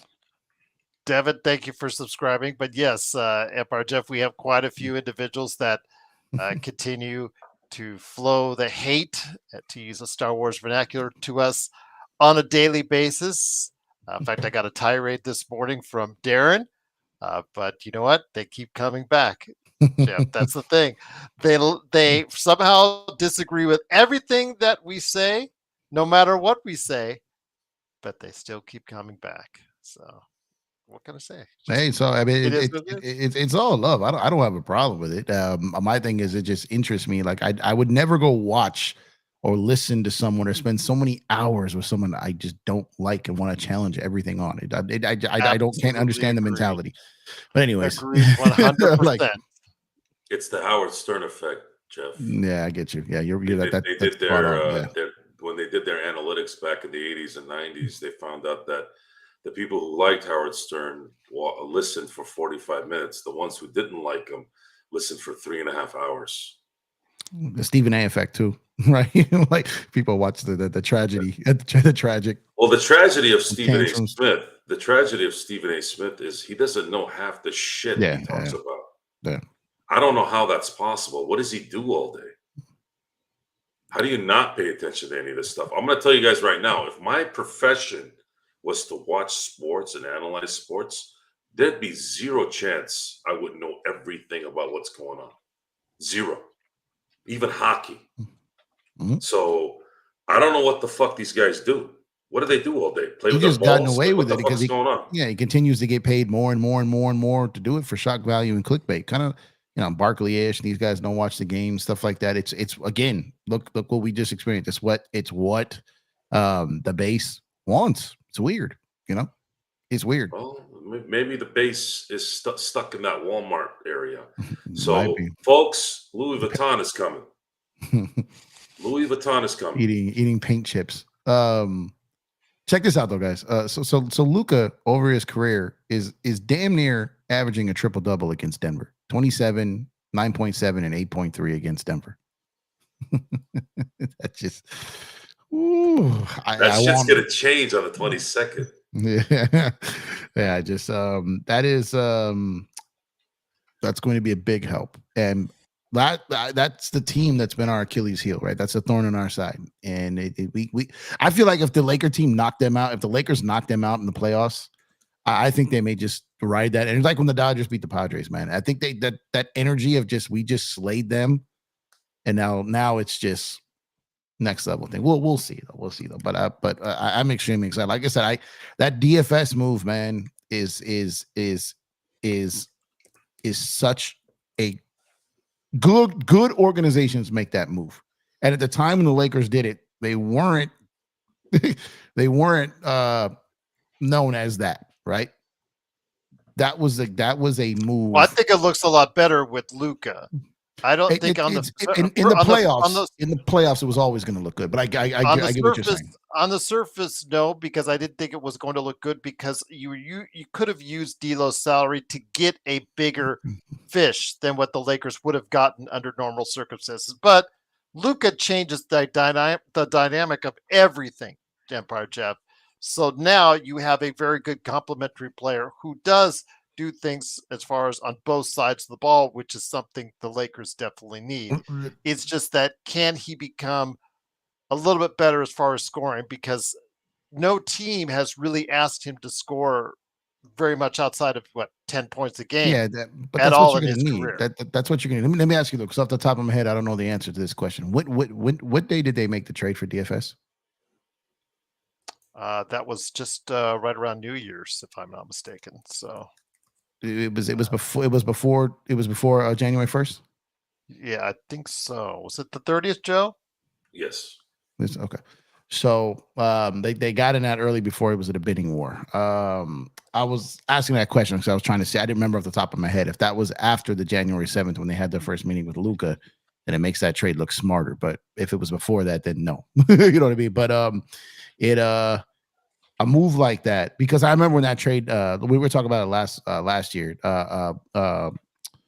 King and Rel, shout out to We Talk Mavs. They were constantly messaging me about DFS and saying how he's a winning player. He's a guy you want on your team. Like, you get that guy, you get a couple stars, you get some stuff. He's a guy that fills a role that will help you win in the playoffs. And he's exactly that type of guy that you add to a Luka, add to a LeBron. Had we got a big Vandal coming back healthy, that can, those little layers there can add things to your team. And it's why their defense, if you look at their defense since January 1st, and if you looked at the numbers when Max and DFS were on the floor together, from January 1st on, it was incredible. It was incredible. The Lakers were like a plus 30, something like that, since January 1st, with those two on the court. So now you bring Vandal in that equation, who's a natural guy who helps that, because with his defense. And that's what I'm saying. That's why I say, like, oh man, things can get crazy. Let me ask you guys this. Again, the Mark Williams trade was rescinded. Do you see it? Again, I'm seeing this as a win-win for the Lakers. Either Lakers get a healthy, in this case, they didn't, a healthy, young, developing center that could have played alongside Luka for any number of years, with the biggest standing reach, et cetera, et cetera. You know all the metrics, you know all the dynamics of what was going to be with this trade. In this case, it didn't work out, so you get back the trade, you get back Connect, you get back Reddish, you get back the pick swap, and you get back the first-round pick, which you can use later on. But with Connect, you get someone that I think can still fit many needs for this team shooting-wise. He had started to play reasonably well again on the offensive side before he was traded. So I think, again, I don't see where the Lakers lose in this scenario, Jeff. The only way they lose in this scenario is Dalton is butthurt over it. But if he's not, and look, it's not like they were shopping Dalton Connect. It's they had to give to get, right? And the situation went through. I think Dalton Connect playing with Luka, I think that's gonna. I mean, he can be, a Kyle Korver type ish, light maybe, but I look at someone like a Dalton Connect. I look at someone. I look at someone if you've got Bron and Luka running action up top, and you've got either like a Dalton or a Austin or a DFS, hell, even a Christian Wood. Like you got guys, even a Rui Hachimura, like a Gabe Vincent who's out the fountain of youth since he started to get healthy, right? You got these guys out there who 6 months ago probably didn't trust any of them. But there's something about situations, and there's something about when a team clicks, and there's something about when a team is gelling and they find their way, and there's camaraderie, and there's chemistry, and there's buy-in, and there's connectedness. When you have all that going, a lot of these guys who couldn't produce, now all of a sudden they are. And then you throw Luka into that. And I think that Dalton Connect, like Williams would have, is a guy who's going to benefit greatly for playing with Luka along with LeBron James now. So I was sad that we weren't going to get a big, like a starting level big, but at the same time, that was pricey. Dalton unprotected first, a swap, that was pricey. So I'm not throwing a tantrum that trade didn't go through. And I wasn't necessarily throwing a tantrum that they traded Dalton. But I'm perfectly fine with it. I hope he is. Joe, any thoughts on that? I don't think Connect. Again, I've seen the kid off the court during the summer league. I saw how he interacted with his family, the fans, his fellow players. Doesn't seem like the kid that would take too much of a grudge. Obviously, getting the early lesson in the NBA on the business side of things, which I was hoping he's had that conversation with someone upon his way back to LA.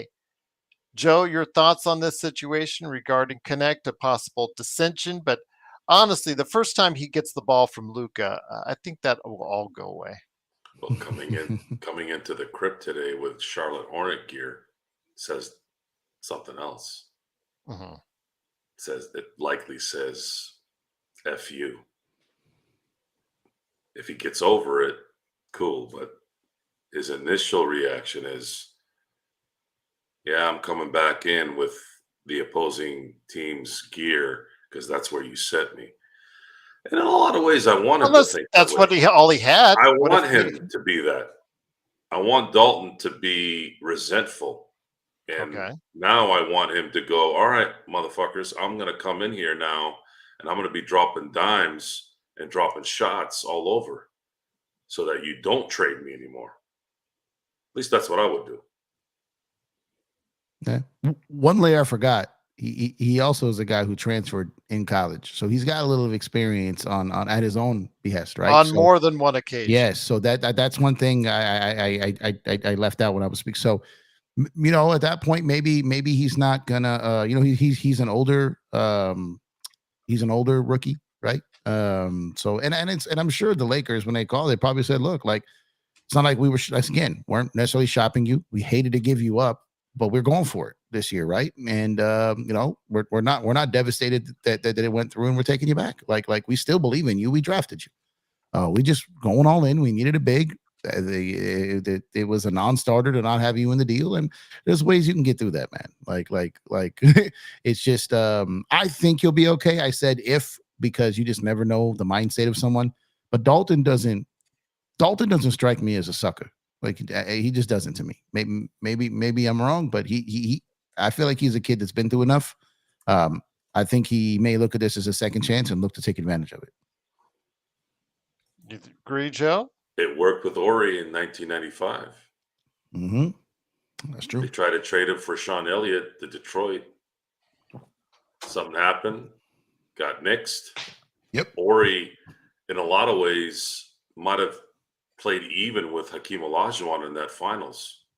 He was amazing. He was freaking unstoppable. The series against the Sonics. Sonics, playoff run in general, man. He was absolutely just devastating to everyone. And Ori has that. He has that mentality. You mess him up, he's gonna make you pay. And he made everyone pay in that run to the second back of the back-to-back for Houston. He was such a better player. He was such a better player than people knew because he sacrificed his game, right, for winning. Overall, he was such a good player early on. In Lakerland, Robert Horry is. I don't use the term legend very loosely. I know most of society does, but there isn't a single Laker fan that I know that doesn't absolutely love Robert Horry. Robert Horry is the mother effing man, and he always will be. He's an honest guy. He tells it how it is, and he performed in a way where you could even say that if it wasn't for him, the Lakers don't three-peat. That's how big of a player he was. Yeah, they would be down 3-1 in that year. So if I'm gonna gas up Dalton Connect, I'm using that example. All right, and this is me, guys. This is how I would do it. So I sit down to Dalton Connect. I'm like, all right, Dalton, tell me what you think. Really, really be honest. Don't hold back. Just tell me what's up. Well, Rob or whatever, Joe, you're a piece of shit for trading me. Cool. I'm glad you think that way. Now I want you to make me pay for that. We're all wrong. We're human beings. We're going to be wrong. The question is, are you going to get ass hurt by it, or are you going to take it? And if you take it, can you help those who you were wrong about? They come back and like, dude, I'm going to show you what I got. Good. Show me what you got. I'll admit that I was wrong, despite the business side of this crap. And man, you got Luka Doncic now throwing the ball at you, so you're gonna get a half a second. You're gonna get at least a half a second more to shoot that ball and make it now, based off of his basketball IQ. We're not gonna know. Jeff said it best. We don't really know. I've been asked 100 times off air, Joe, how's this gonna play out? Joe, what's gonna happen here? I'm like, can you wait a minute? Let's just see what happens. I have a good feeling on what's going to happen, but some guys are going to work better than others. We're going to find out. You can only put 5 guys on the court at the same time. So let's see what happens. But I have a good feeling that Luka and LeBron are going to work very, very well. Why? Because they help each other out in departments that they've been using too much energy in, and that is ball handling, dictating, passing, and initiating. So tell me how this is not going to work. You answer this question, crowd, that I'm going to ask you right now. A LeBron James who doesn't have to kill himself initiating an offense because for some reason maybe AR can't compete with whoever he's playing with that day, or maybe Gabe Vincent can't do something, whatever. How is it going to be in the fourth quarter towards the end when LeBron has only really initiated the offense throughout the game for about 20 minutes versus 35 minutes versus 32 minutes? This week, only lifted for 3 days. I was lifting 6 days a week for a month. When I lifted tonight, or today, earlier in the evening, my strength was off the charts. So rest and less taxing activity is an advantage because you let your body heal. You notice when LeBron doesn't play for a game or two, you see a little bit more pep in his step. It's that quick, guys. It's that quick. So he's going to get a lot more of that. And more important than that is, Jeff, what is the usage rate on Luka the last 7 years? I mean, does he not have the ball virtually every freaking second when he's on the court? Imagine now Luka doesn't have to do that now. How much energy is he going to have towards the end of the games? These are the things that we're going to look at and expect to see what's going to happen. And that's a lot of my excitement. You're going to tell me that you're going to get a fresh LeBron at the end of games and Luka? How the fuck are you going to beat that? You have no idea how good these guys are, guys. You have no idea. All the detraction, all the negative things we've said about LeBron and Luka being told that he's lazy and fat. I'm still trying to figure out what the hell fat is these days. What is fat? What's fat? You can honestly tell me that looking at Nikola Jokic and that guy has the physique that you want? What about Tyson Fury?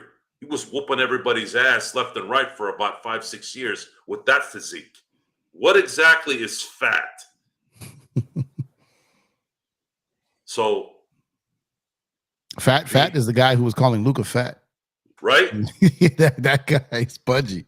Okay. If you want to call somebody fat, make sure you're not fat, number one. And also make sure when you're calling somebody fat, they're fat. But then again, it is subjective. Are you talking about 5% body fat? Are you talking about 10% body fat? Height-wise, guys, all those specs, all those details, a lot of times, 95% of the time, they're all bullshit. You sit there and somebody's telling me, oh, this guy's 6'3". And I'll somehow end up standing next to this person. I'll be like, this motherfucker ain't 6'3". What are you, nuts? With shoes on, they say. Right? That's what they played, right? Yeah, I'm tall too if I kills put my Wolverine boots on. I'm really tall when I put those on. But who is he when he's not wearing shoes? And how much does he really weigh? How much does this person really, really weigh? I'm talking about no clothes, weighing, not wearing a bunch of parkas and shoes while they're doing that, right? Yeah. Now, on the court, you do wear shoes. So I guess on the court, you could add those inches on there. However, I will say this. And this happens a lot to young players. When I was in my 20s, I mean, I already feel like this now, even in my 40s, but in my 20s, I was indestructible, guys. I had no problem. I was as arrogant as they came, and I was indestructible in the 20s. I'm telling you right now, I get it. Now imagine professional athletes. It's times 50. So what happens next is I want Laker Nation to sit back and understand who the Lakers got here the last 8 days. They got him. We talk about him with Austin Reeves, with LeBron. LeBron is great. Austin Reeves is a good player. But the Lakers got him for the next decade. And I'm barring a major catastrophe in terms of health, injury, torn knee, whatever. Luka Doncic is going to win MVPs and win championships in abundance with LA. Because if there's one thing the buses have done in the last, 45 years? Roughly, is when their team is competing for titles, they keep adding to it. They don't scale back like the numbnuts in Dallas. They don't scale back like the idiot Reinsdorf in the late 90s when they probably would have won 4 championships in a row if they had just brought the team back. They had a freaking 50-game regular season that following year after 98. Imagine giving those guys that rest and letting them play a 50-game season. They would have won that year too. So the Lakers don't ever relent on championship pedigree. That's one thing they've never done. They will continue to add, and if you don't perform, they'll get rid of you too. They're going to be in a position now where they're going to be able to supply this with whatever it needs to make it work. And for me, being a Laker fan, and for me, seeing the Celtics win last year, it's imperative that they get back to tying this thing up immediately. Otherwise, we're not going to see this thing done in our lifetime. And that's the only thing left at this point. Yep. I want to talk about the usage rate you mentioned. So Luka for his career is at a 35% usage rate, which is extremely high. To put it in context, LeBron is about 31.5 for his career. LeBron's about 30.5 right now this season. Luka's about 32.5 this year. So Luka's gone down a little bit. LeBron has gone down a little bit. Now, ideally, 28-ish, a little lower, probably would be kind of what you'd be aiming for, and for these guys down the stretch, barring someone else getting injured. So just because usage rate is kind of a thing with these guys playing together is going to obviously alter that. So and it's going to get them further along. And I think that could help their health. So just wanted to, so I was looking up those numbers while we were talking, but those are kind of where their usage rates for their career, where they are currently this year. But I expect that to dip for both of them playing together. Okay. That again, I just think it bodes well for the future, both short term and long. Right now, they're a team that could compete with anyone in a 7-game series. But like you said, it's a crapshoot. You don't know what you're going to see out of this team and its current formation, so you don't know how far they can go. But you would give them a chance in any single round that they would appear in, which is something I could not have said with AD and Mm-hmm. LeBron together, which again brings us back to the heartbreaking news for Mavs fans in regards to Anthony Davis, who is now out a month for re-aggravating his abductor muscle. Do you think he came back too soon from that abductor muscle injury because he wanted to go ahead and please the Mavs fans and who are so hurt, distraught right now over what happened with the Luka trade? I think he Go came ahead, back. Jeff. Yeah, I think he maybe came back a little too soon, but honestly, I think he went too hard when he came back. When I was seeing AD flying around, being all amped up, doing those plays, that looked like 2021 AD, and look what happened to that. Like his body can't handle that level of energy anymore. He can't do it.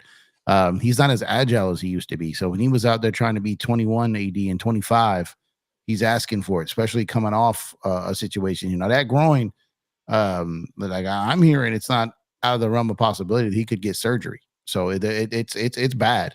So it's that's why when AD said that in the locker room after Saturday's game, said it's not serious, he's going to be fine. It didn't feel that way. The vibe did not feel that way. The team, it felt like they were concerned. So if he needs surgery, then their season is even out a month, even if they rest it. Because look, guys, this could be like the Vandal thing, right? Where you rest hoping not to need surgery, and then all of a sudden, then you need it, and then you're done.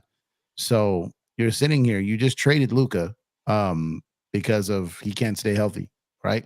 AD has been much better than that. He's been much better the last 2 seasons, and but AD, we talk about usage rate, and when you talk about him thrusting AD back into that number one option, you are playing with fire at this state of his career.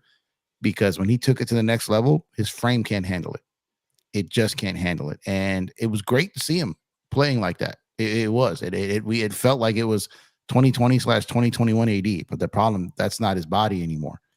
And his body immediately was like, "Yo, what are you doing? Like this isn't us. Like, what are you doing?" And now, sadly, I'm sick for AD. I hate that. It was terrible to see. I said at the time, like when he said "I'm here," I was like, it pains me to say what he meant was at the training table, because if you're gonna play to that level of energy, AD's body, sadly enough, is not going to receive that well. So if he needs surgery, which guys, he might still, that is terrible. And I feel sick for him. I do. I know Joe hate him. He says, F him, don't care. He's not ours. But the guy got us a chip. He handled this. He didn't go out there bashing the Lakers on his way out. There was no drama. He shouted out the city. I was pulling for him, sucks to see. Alan, it's Reddish you're talking about. Reddish has been out, but even before the trade, he was out for personal reasons. He has not been cut yet or waived. He is a member of the Lakers roster, but he had been out for personal reasons before the trade. To clarify that, we mentioned it on last night's show. So I'm not sure what's going on with Reddish behind the scenes, but I don't think 100% that this trade or rescinding of the trade has something to do with it, because again, he had personal days before the actual trade commenced on that. So uh, he may be the most likely person to be waived if the Lakers do get a buyout offer from someone out there. Is find a player that has, like Jeff was saying, the 12.9 million dollar or under salary limit that they can go ahead and go after. So if that person becomes available, most likely Cam Reddish will be the one that's taken off. But then again, we don't know Christian Wood's status. His Vengeance tour has been on hold now for how long? Quite a bit. That's what I remember. I mean, he was all ready to go. Do you remember that, Jeff Summer? Yeah, All ready, Vengeance whenever they say tour. that, I cringe. I cringe when It was like players say 2 it weeks themselves. later. I think that 2 weeks later. Oh, I'm sorry. He's out with knee surgery. All right, great, awesome. But yeah, again, we have to have someone that materializes first before I think they'll go ahead and make a move. They're just not going to go ahead and cut someone to cut someone. Unless they have someone in mind. It would be my estimation on that. But Joe, again, if we go into tomorrow, or actually later today, because it's past midnight, but later today, on the eve, something really good, something really special. I'm excited, man. A subscriber. You guys are talking about how your excitement. Thank you, Win86, for subscribing. Truly appreciate it. So, Jeff, you guys are so excited. As a casual Dodgers fan, not the hardcore super fan that you guys are, I envied your jubilation when the Dodgers reached that pinnacle. Hmm. And I just feel some of that now getting Luka in this trade. You obviously could see it as far as if everybody else there watched the video of when it happened and our reactions to it. Joe, that day has arrived. That day when Luka finally hits the court for the Los Angeles Lakers. I was trying to think of what the comparison was, because it's easy to say Shohei Ohtani. Luka is the Shohei Ohtani of the Lakers, but in terms of how that developed, it's not the same. Nothing will ever be the same as Luka being traded to LA, because there was some common sense behind Shohei coming to LA. The Dodgers didn't really commit too much for a few years, knowing that they were getting ready for Shohei. I know the comparison. You know that, right, Jeff? I mean, No. I mean, I know what the comparison is. It's not Shohei. Go ahead. Tell them the comparison. It's Mookie. Right. It's Mookie. Exactly. Yeah. Exactly.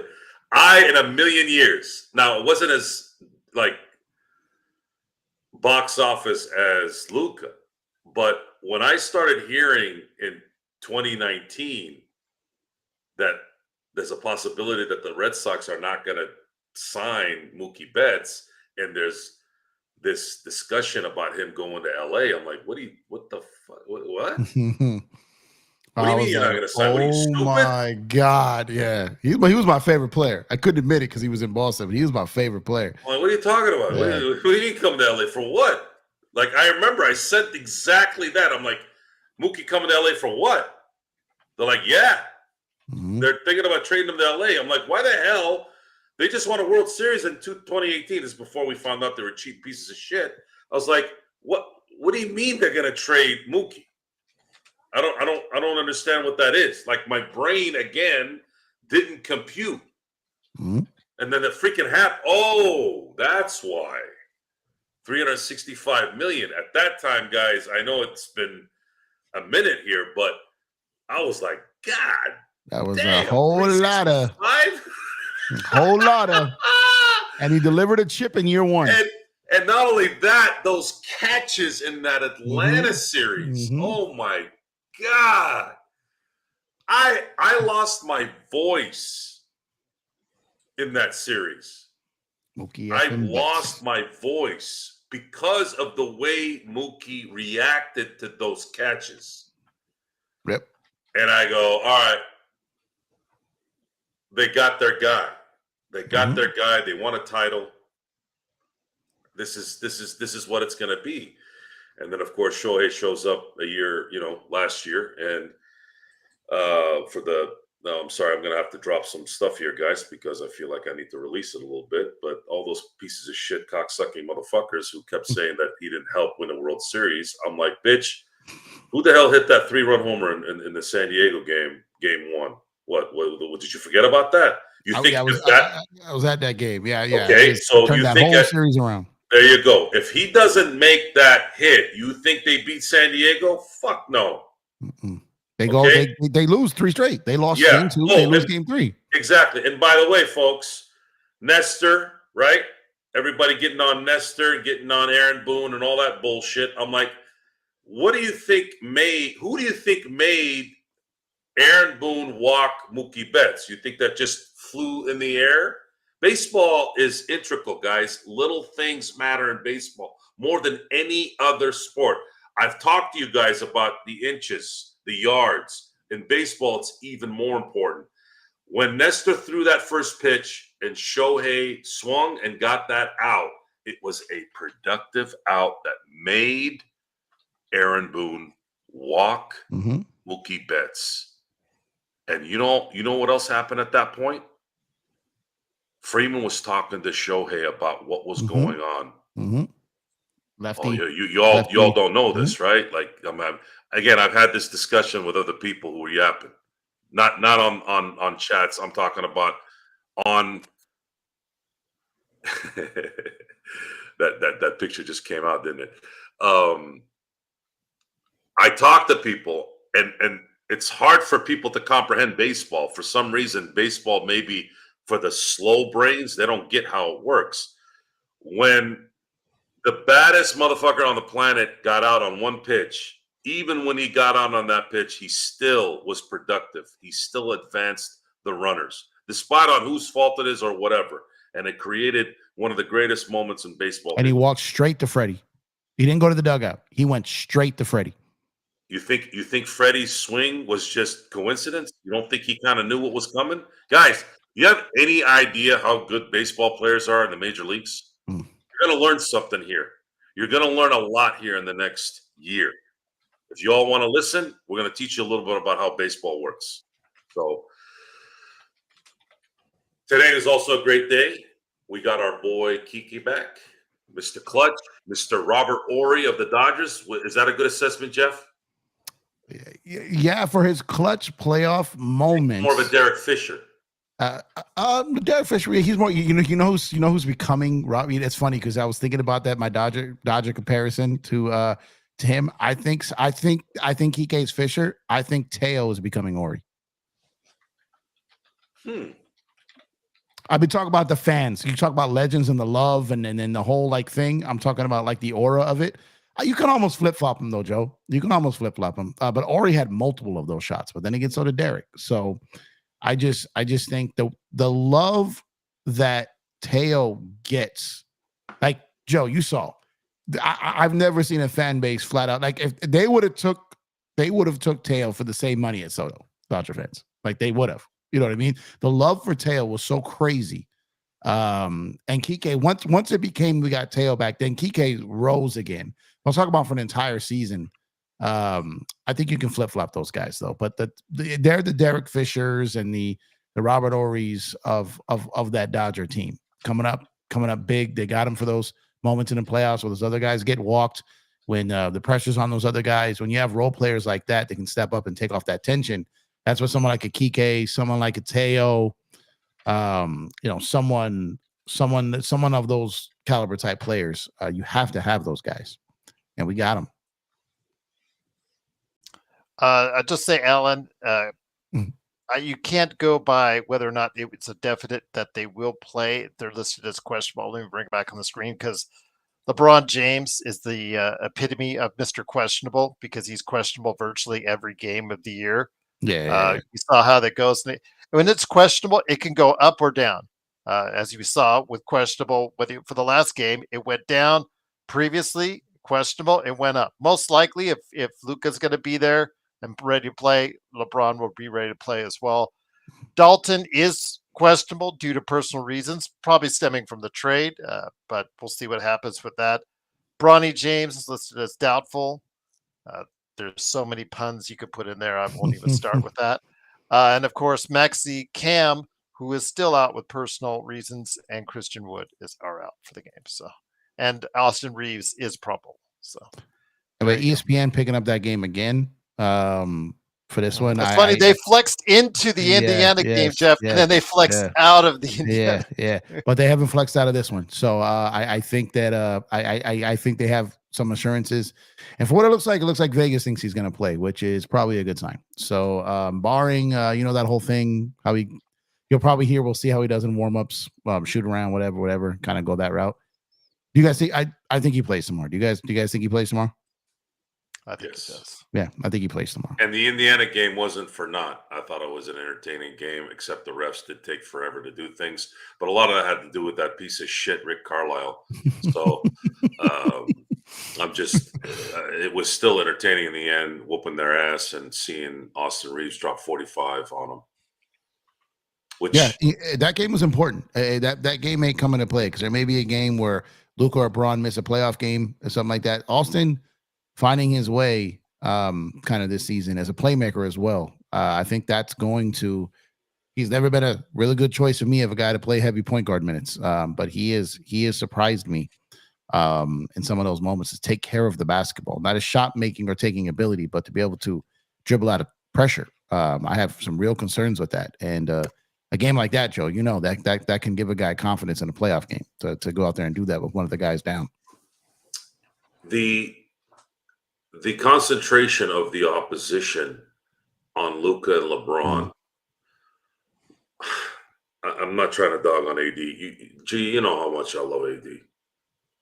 Still do. I love AD because I think a lot of in the past few days that has been questioned by our audience in certain times. I do know on a personal level how much I love AD. Okay, I still do. There was something about AD from not only his basketball skill set, but I just like how he carries himself. Yeah. He's genuine. Seems like a genuine, real dude. Good dude. However, it's always better to, I hate using the word getting rid of. I don't want to use that word. It's better to advance your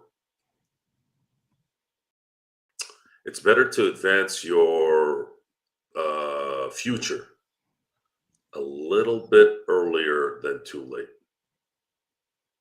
And the Lakers, in a lot of ways, were looking at, I use the word the abyss. That was a big thing where, okay, if LeBron decides to hang it up in 2026 when his contract is over, now what? Are you going to trade AD in the summer of 2026? If you do that, he's pretty advanced at that point. You're looking at a guy that's going to be, 33, 32? And he's got a lot of mileage on him. So his value is going to go lower even more. So even if you did want to rebuild whatever, are you going to get enough back for that particular player, or are you going to maybe retool with him? Well, retooling with him wasn't probably the right way to go. You would have probably had to have traded him, and then you wouldn't have got likely the amount of assets that you would get like you did now. But I didn't know they would get Luka. That was way out of left field. So in the end, looking at it from a outside perspective, forget about being a Laker fan for a minute. If somebody came and told me, all right, Joe, look, you're gonna trade AD who's still somewhat in his prime. You're gonna get rid of him a little earlier, but you're gonna get Luka. No one is gonna say no. And if anyone does say no, then they're probably not the right person to be making that decision. And then on top of that, Luka is a completely different beast. Luka is the only player that I feel that has the clutch gene in the NBA. De'Aaron Fox won an award for it, sure. I'm sorry, let me say this. Luka Doncic is the only one in the NBA that I feel has the Mamba mentality. That's the better phrase. He's the only one. I think Yes, there's guys that think they have it, but they don't. Yeah. right. Jokic, Giannis, some of the great players out there that are playing. Luka's the only one. And the fact that he's coming to the Lakers that's probably the amazing part about it. You're telling me you're gonna bring in Luka, the only guy that has that mentality, the thing that we were missing this whole time, someone that we couldn't depend on the last couple minutes. You're telling me that guy's coming? Okay, I'm all in. Doesn't matter who we would have given up, especially at 25 years old, who's going to be 26 in about 15, 18 days. Mm-hmm. So I'm still floating at this point. And I had to kind of scale back my criticism of management, and to the point where I had to eat shit. I had to eat shit and say, hey, I screwed up. I did screw up. I was not patient enough to wait for this thing to get fixed. I called Jeannie names. I called Rob names. It sounded personal.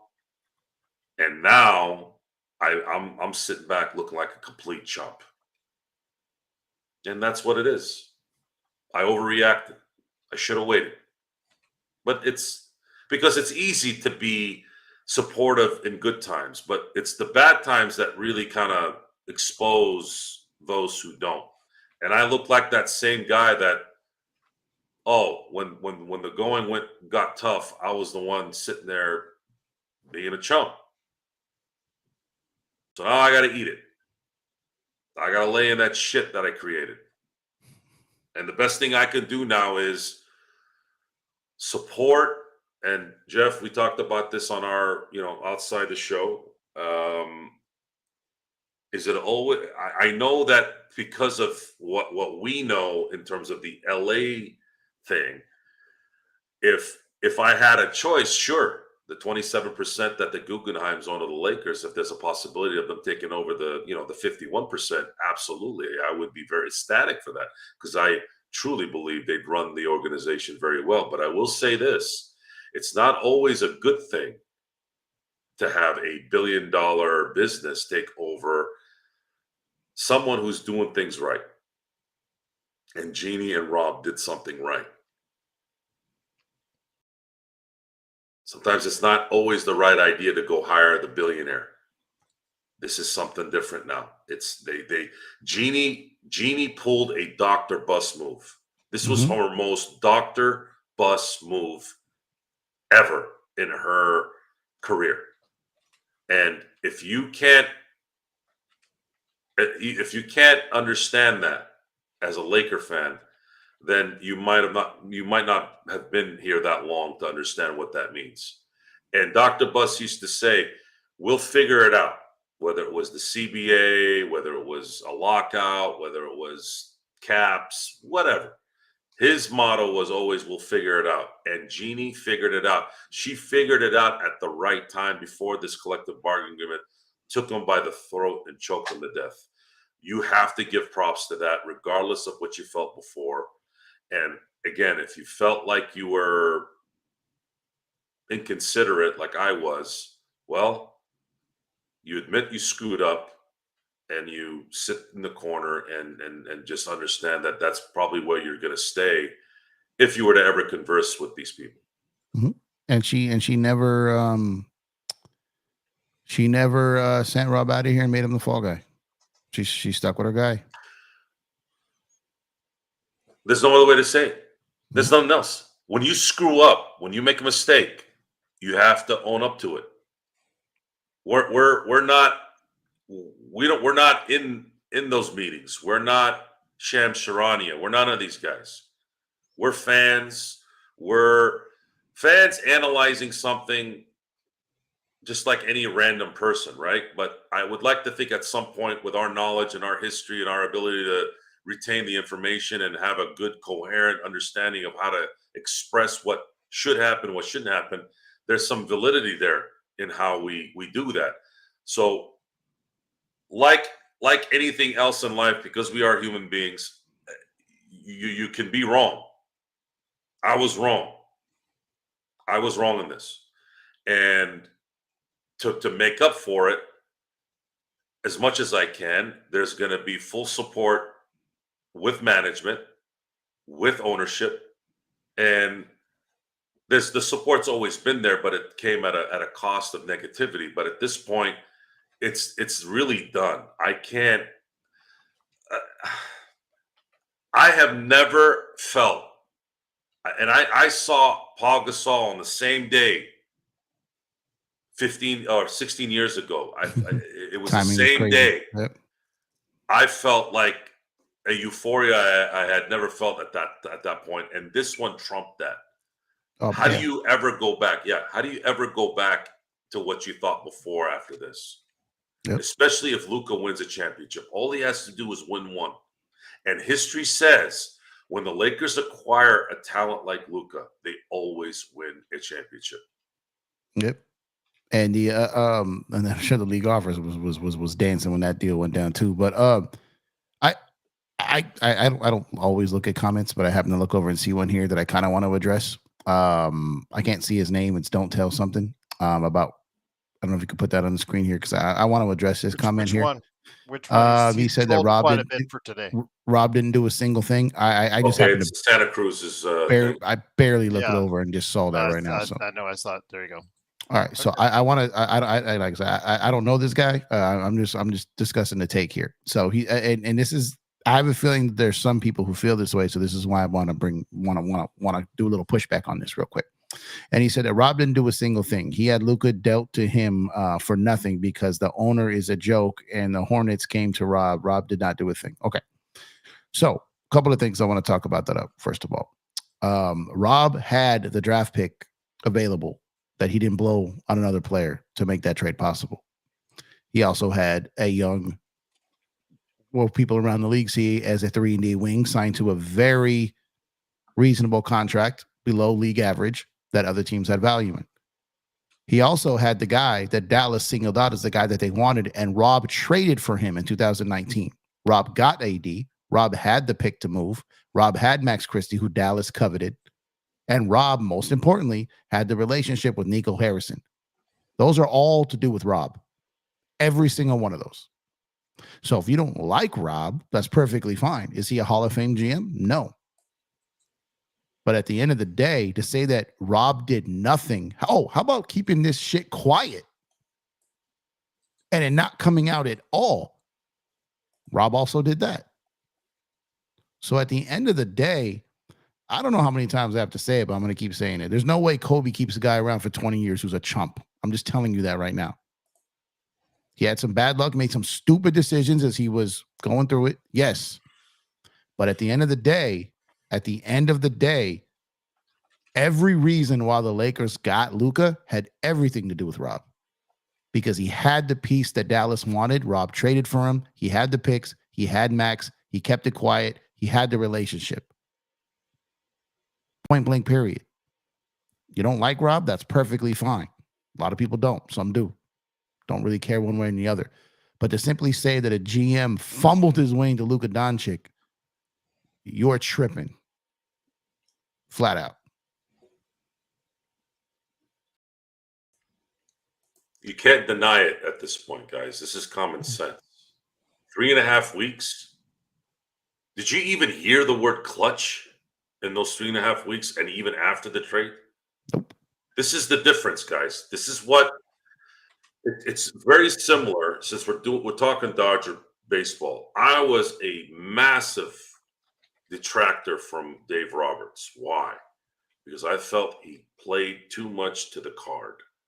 He didn't manage with his instincts. What happened in 2024? He starts bunting. He leaves Walker Buehler in when normally he wouldn't. He left Blake Triton in when he normally wouldn't. Folks, just because you screwed up before doesn't mean you can't make it better later. But we don't know that until it happens. And when it happens, you have to admit fault. Not maybe for the mistakes they made before, but you also have to understand that you have to give props when it does work. Otherwise, you just look like an ass. So Yep. Rob Pelinka, Jeannie Buss, 8 days ago, changed the narrative on their careers. It And just as we did. said before, well, we said this before, Joe. Rob has engineered the best and worst Lakers trades of all time. He has. He has. There's just Because I know don't tell has been like hounding with Westbrook. oh, I We've said on the just show barely enough. saw that one chat he put. I haven't He's seen put like it. everything else He's he put put. Westbrook. Yeah, he sprinkled Westbrook over there the past few minutes. But we've always said on the show, Westbrook is the worst Lakers trade of all time. He authored that deal, but he was presented with the deal. But he had to get the deal done. He had to find the right chips in place so that Dallas would accept the deal and still manage to have assets to trade for something else. So again, the best and the worst. Jeff's not saying he's the best GM, Lakers GM of all time. No. Never said that. Never said that. So don't even intimate that. He said right now he has done what he's needed to do to retain his job going forward. I mean, if you look at it, just let's say the Lakers do something this year. Let's say it's probably going to be a result of the Luka trade. It's probably going to be a result of the DFS trade. It's probably going to be a result of hiring JJ Redick. It's probably going to be a result of stashing Austin out of the draft. It's probably going to be a result, if Vandal's able to contribute, of trading for him. It's probably going to be a result of Rui Hachimura contributing and trading for him. Who got all these guys? They stole Rui Hachimura for 2 second-round picks and a second-round pick swap. Everyone thinks 3 picks. It wasn't. It was 2. He purchased a pick to get Christie, signed into a favorable deal, and was able to flip him. Not liking a guy fundamentally or having an agenda is one thing. Not being able to realize that 1 + 1 is 2 is another. You know what I mean? Totally different thing. So if anyone is sitting here that drunk in the chat a week after they just traded for Luka and is slandering Rob, at least give it a chance to fail before you slander him. He just got Luka freaking Doncic. Now, however you think he got him, he got him. He got him. Happened on his watch. Just like the Russ did, even though that was his stars who wanted that deal. Happened on his watch. He had to wear that because he did something for his stars. Well, he gets to claim this because he, again, on his watch. Point blank, period. And if you tell me you got to go through Westbrook to get to Luka, sign me up for that over and over again. Because we got Luka. We had no chance of getting him, and we got him. And this is not on his watch setup. On his watch, you could say AD because Clutch brokered it. Okay, this was all based off the information. All Rob. Mm-hmm. Rob had everything on this. There wasn't any Clutch involvement. There wasn't anything outside going, hey, we're going to do this. Was his relationship with Nico due to the fact that they both knew Kobe for years. Nico Harrison worked at Nike for 19 years. These guys knew each other very well. They sat there because they're boys. Mm-hmm. The relationship. This thing did not get out. And I believe, and I've said this on the previous shows, that because everyone wants to be in denial, and maybe it's true, maybe we don't know really, but common sense tells me maybe they didn't tell anyone. Maybe LeBron didn't know. Maybe AD didn't know. I'm going to take that as a reality. The fact that no Clutch client was involved, I think is realistic that nobody knew at this point. Because if that got out, that would have been. I read something. I don't know where. There's been so many stories out. I think I read somewhere that the league didn't know about the trade until the paperwork came into the office. Dude, Danny Ainge didn't know until 30 minutes before the trade. That's what I'm saying. So I don't know who to quote that because there's been so much information out there. But you know what he's done here, and even though the AD thing, quote unquote, not on his watch, it was still with the players that they drafted that got AD, including the lottery pick they got there. So it's Magic was making ridiculous offers to the Pelicans. Ridiculous offers to the Pelicans because he thought he was going to get AD no matter what and get him for free. That's how they lost Paul George, right? Just making insult offers. Rob emptied the clip. That's why they got him.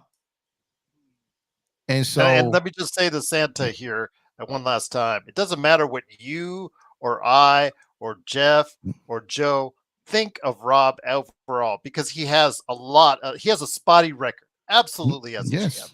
JHS, Zubats, if you want to give him credit for that or Magic credit for that, either which way, the Westbrook trade, et cetera, et cetera. Okay, it goes on and on. But also he has pluses with Christie, obviously developing into a rotation player. But he got the Luka trade done. So that's going to give him favor to Genie for quite some time. So it doesn't matter what you think, Santa, or anyone else out there thinks. True. Or I think, or Joe thinks, or Jeff thinks. He's going to be the GM for a long time to come because of this trade for Luka, unless it goes south, really south. And that's just a fact that you're going to have to deal with, and we're going to have to deal with for quite some time. And it's not to say he's not going to make another bad deal or not make another bad draft. Well, I'm just tired of seeing Santa Cruz, but he's a bad GM. He's a bad GM.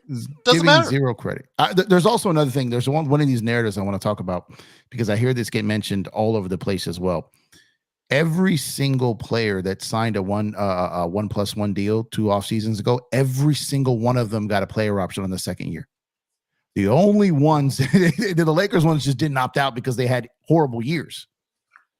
Yep. But that every GM in the league was giving that contract out. Every single one. That's how you get a player like that. A player is not going to take a 1+1 at a team option and risk not having bird rights elsewhere. They're not going to do that. It's going to be, if you want a guy to take the pay cut at the minimum on a 1+1, it's going to be a player option on year 2. The entire league was handing out those contracts like it was a cafeteria. The Laker guys just opted in because Jackson Hayes had a legal issue. Christian Wood had a legal issue. Cam Reddish just wanted to stay in LA and there really wasn't anything out there, right? But all those deals, other teams would offer those guys the same exact deal. Point blank, period. It just didn't work out for the Lakers. So it's easy to target them. But if you go and look at every one of those 1+1 deals that those guys signed that summer, look at them. They're the same. They're the same. Now, it could have been another player, but it would have been a 1+1 player option. D'Lo's was 1+1 player option. D'Lo was on the market. He was going to get a 1+1 player option on a 2-year deal. All those other guys got the same. Any minimum they were going to get for another team was going to be the exact same deal. So again, hindsight is 2020. Other guys opted out because they had better years. The Laker guy, we saw what that situation was last year. They didn't opt out. All those guys who had extended time off the court, they had no choice but to opt back in. So a lot of these things that Rob gets dinged on, and I feel like I'm a Rob apologist. I'm not. I'm just trying to point out that it's not been all bad. It's not been all bad. And when you talk about Caruso, we had to get him in the first place, right? Who got him? You know what I mean? He turned him into something. The team turned him into something. That was a whiff. That was a whiff, but it's not like Caruso's leading him on any championship since he left. He's a good role player, yes. But I think a lot of people forget about that 2021. He was often injured with us that year. He wasn't really available come playoff time. And they were looking like, did he peak? Is this the guy? Made a mistake. Caruso's turned into a good player. But these things happen. Like for any of us, how many of us have sit up here and had a player we really liked that turned out to be a bum and a guy that we really hated that turned out to be good? We get it wrong all the damn time and we're not professionals. You know what I mean? So at the end of the day, shit happens. But you got Luka. Again, guys, Jeff kind of checks me pretty much every week. Jeff, that's fair, right? And the people who really are legit in your life are going to check you. You don't want people telling you what you want to hear all the time. And sometimes I'm adamant. Sometimes I'm stubborn. I'm not going to lie. Sometimes I'll be like, F that. I don't care. But maybe I do that in the moment. But after I calm down a little bit, I'm like, God dang it. You're right. That's part of some of us, I guess Jeff, from what I've known here, knowing him for the last year, he kind of looks at things. He kind of maybe is a little bit more patient in understanding what's going on, whereas a lot of us don't.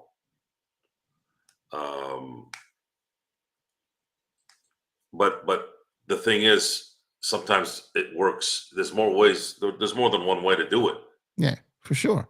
There's other ways, and I even commented today that a lot of times pressure might be what pushes somebody to make things happen too. You don't really know, but again, you screw up, you admit you screwed up, and you take it. Don't try to come back and go, oh, well, I tried to, that's not what I meant. No. We can't do that here anyways. It's already on tape. You don't look like an ass if you try to move the goalposts, as they say. And I'm not going to think about the Westbrook trade, the Zubats trade, losing Caruso for no reason. I'm done with that shit. I don't care anymore. I don't care. Much like how I don't care about the 2022 Dodger run, 2021 Dodger run, 2019 Dodger run. The only thing I think about right now is winning now. Yep. 2024 plus, in my lifetime, probably one of the greatest, if not the greatest, offseason I've ever seen. Today was a clincher of all clinchers. I mean, it was clinched already. Any sport. Right? Mm-hmm. Any sport. And saying this, I don't know if it's hyperbolic. I don't know. Because how do you beat getting Shohei last year? How does that happen? Yeah. I would say it's the greatest 2-year run we've ever seen. Collectively, when you talk about the collective talent, like that they added after winning a World Series, there's so many different ways you can do it, because obviously the best player in all of this is Shohei. But, the run that they've just been gone on, if you just go back to 2019 and you just look year over year, they've built a dynasty. This was not overnight like people think, like these stupid idiots out there that are just bashing. And for those who don't know, I've been single-handedly doing 20v1s versus Astros fans. Like I'm coming for them all year.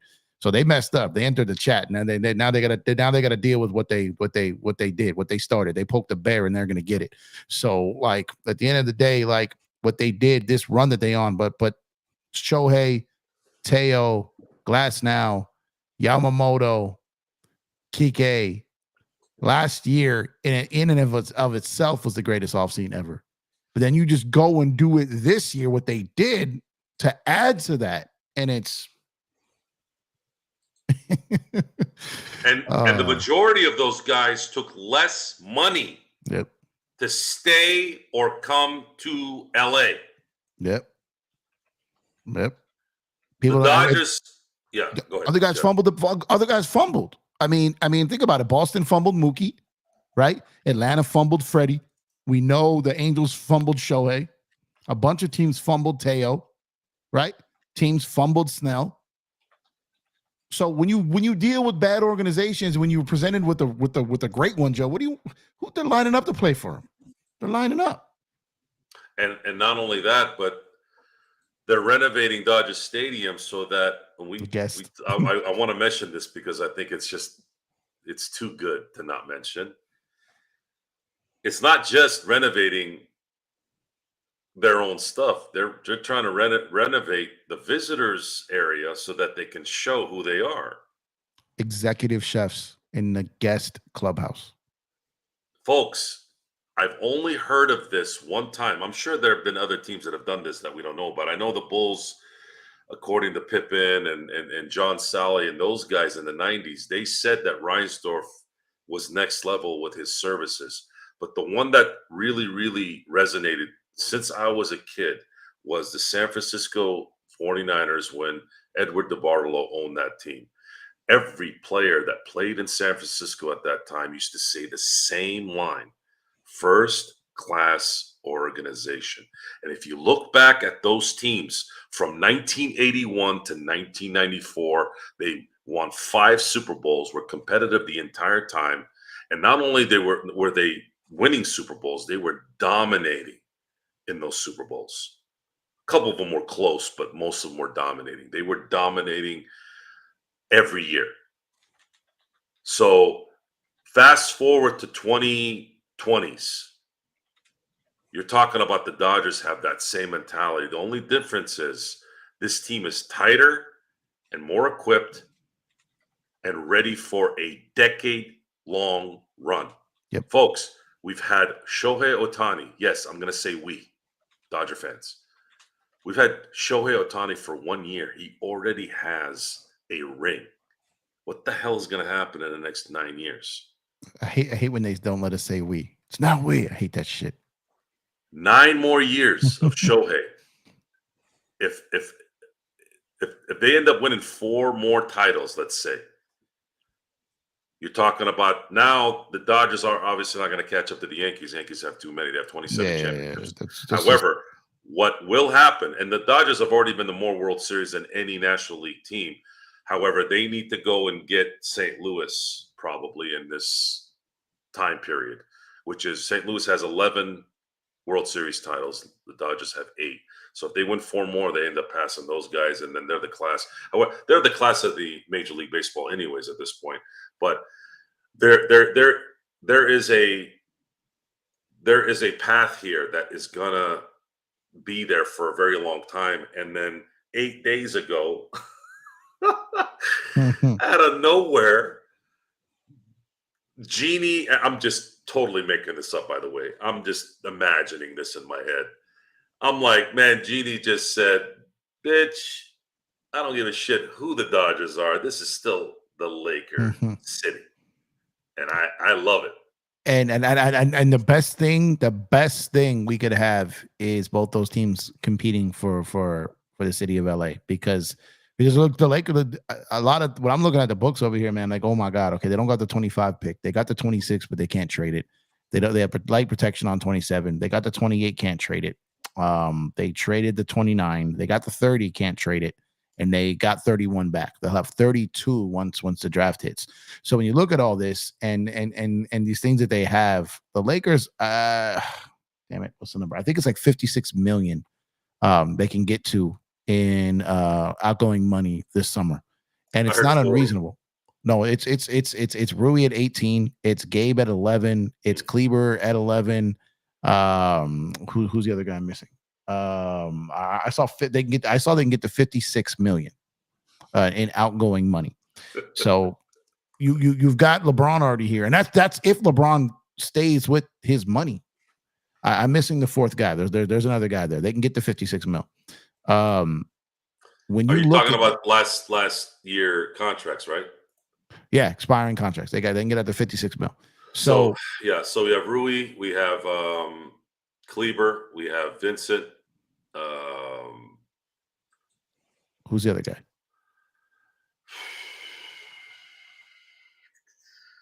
Because the number I saw was 56. Let me load this up. Hold on. I think that's it. It's Rui, it's Max and Gabe. No, Max is it. Max is in there. Oh. Maxi. I meant Maxi. Oh, Maxi. Okay, so give me a second. Between those guys, that's 22. That's Rui 17. 40 mil. That's 40 mil. Maxi gets to 28. Gabe gets to 39. Maybe it was Vando, but it's not expiring. But no, there was another one. Hold on.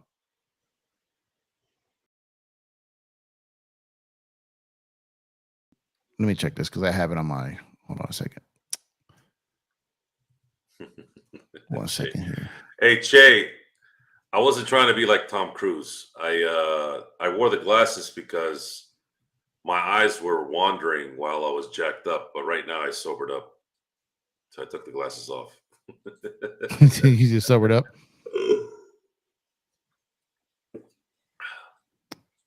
I started getting a headache from the sun in here with the glasses. With the sun? Well, artificial sun. I'm telling you, I've looked at this, Jeff. Oh no, I see what it is. Okay, it would be if they could get their 56 million in money they could send out if Dorian Finney-Smith opts out of his deal. Okay, I know that was the fourth guy. So okay, there it is. So it would be those three, and I'm like, where's the fourth guy? And Dorian Finney-Smith, if he opts out of his deal, they unload those other three contracts, they can get the 56 million. What's the likelihood of Dorian Finney-Smith not picking up his option? He either signs an extension or opts out. Okay. He's not opting in. There's no reason for him to. Yeah. He either opts out to get a bigger deal or he takes the extension now to not risk injury or a bad playoff run. It would make no sense for him to opt out. Especially if they win. To opt in. It would make no sense to opt in. So if he does opt out, even if the Lakers like him, but they free up 56 mil, I mean, it doesn't have to be a free agent. You can take someone in via trade too. So, but let's say they extend him, or let's say that he opts out and re-signs with the Lakers. Okay, maybe it's not 56, maybe it's that 40 range that Joe was talking about. That's still pretty good. That still gets you a good player, and that's still with keeping Austin Reeves. That's still obviously keeping Braun. That's Luka, DFS, Vando. You know, there's still guys that you could build with. There's pieces here now. So that number is crazy. And now you're going to be able to sit here and you're going to have a guy that's going to draw people to LA now. It was hesitation to come play with Braun at the end here, but now Luka for 10 years in LA. That's the thing. It's Luka in LA. And all it takes is if guys start believing in the Lakers organization again, and you got this star player here, then the Lakers are going to be able to get guys no problem. Yeah, there's no doubt that's already happened. Yep. Luka is maybe not talent-wise like LeBron, but he's going to have this better influence to come play with him because he's going to make you better. He's going to get you the ball. And if you're a talented ball player, the more talent you have with Luka, the better it is for his game as well, because now he's going to be able to control you on a string. You don't really know what the hell you're going to be able to do. He's either going to do a drop step, drop a three from the logo for all we know. He slithers around, making sure he can get to the spots he wants to go to. I always say he's a half a second ahead of everybody. Yep. And it's still a team game. I know I got some flack for, Joe, he got exposed in the finals. Well, he got exposed in the finals to a degree, but more than anything, Kyrie didn't show up. That was kind of the problem there. And that's what Boston did in that series, is they basically shut down Kyrie and just let Luka do his thing, and then obviously went after him on defense. Luka averaged 30 points in that series, a game. But they did that on purpose. They did that to kill the Kyrie effect. And as far as the Gaffords and the PJ Washingtons and the Liveleys, guys, the deeper you get into the playoffs, the harder it is for those type of guys to really be effective. That's why star players usually are the ones that are going to make this thing roll. So if one of them doesn't show up, if one of the stars don't show up, that usually means doom for you. You got to show up as a star. So there's so much into it. There's so much emotion to it. There's so much, you get caught up in it sometimes too, and maybe think outside your head a little bit. But at this point, thinking outside our heads is done, at least on my end. I don't care about anything other than, guys, let Luka cook, let LeBron cook, let the role players continue to do what they've been doing as role players. I don't have any doubt that any of these guys are going to be team players, and they're going to go after it. Now we just have to wait. Why would I hate Eli Manning? Huh? Chat? I don't hate Eli Manning. I do think he's kind of goofy on his commercials. He's kind of pretentious. Yeah, he's a two-time Super Bowl champion. Joseph. I can handle Tom Peyton. Brady twice. Yeah, I can handle Peyton. But Eli always has that kind of irritation about him. I don't know. The commercials of the two of them like together going back and forth like two little kids, right?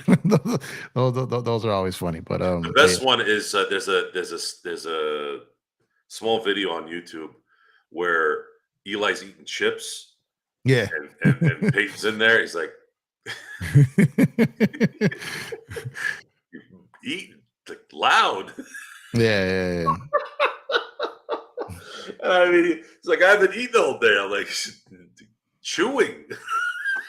Yeah. That's fun. NFL, man. Oh man. Yeah, no, those are funny. This is the worst. This is the worst Super Bowl I ever saw in my life today, though. This Really? I told you, Joe. Same thing here. Maybe I was too fucked up to feel it, but I think the thing that sucked about it was I wanted to see a three-peat. And yeah, me too. That's that I wanted to see that because I wanted to be us, got to witness it. I just never. It was never a game. This game was never a game. Yeah, we'll witness it in 2027, Jeff, when the Dodgers or the Lakers. Chiefs look like. Well, no, I'm talking about it's never happened in the NFL. I know.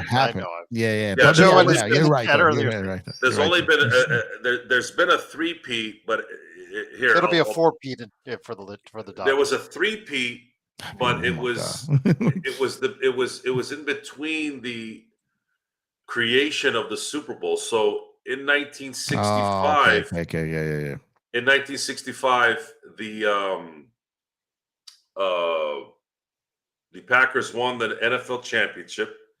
1966, they won the NFL championship again, but that was year one of Super Bowl one, and then the following year, that was the Ice Bowl game.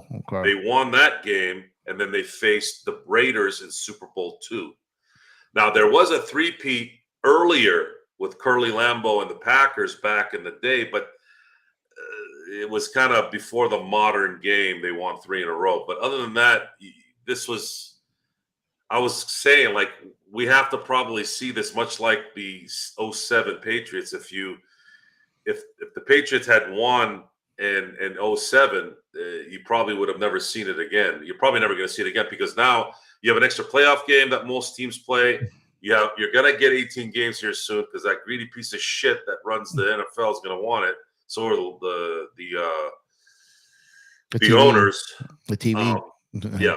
But I will say this: the one positive about that is they are going to eventually get this Super Bowl the day before President's Day every year, and you're going to have a holiday, pseudo holiday after that, so people don't have to go to work the next day.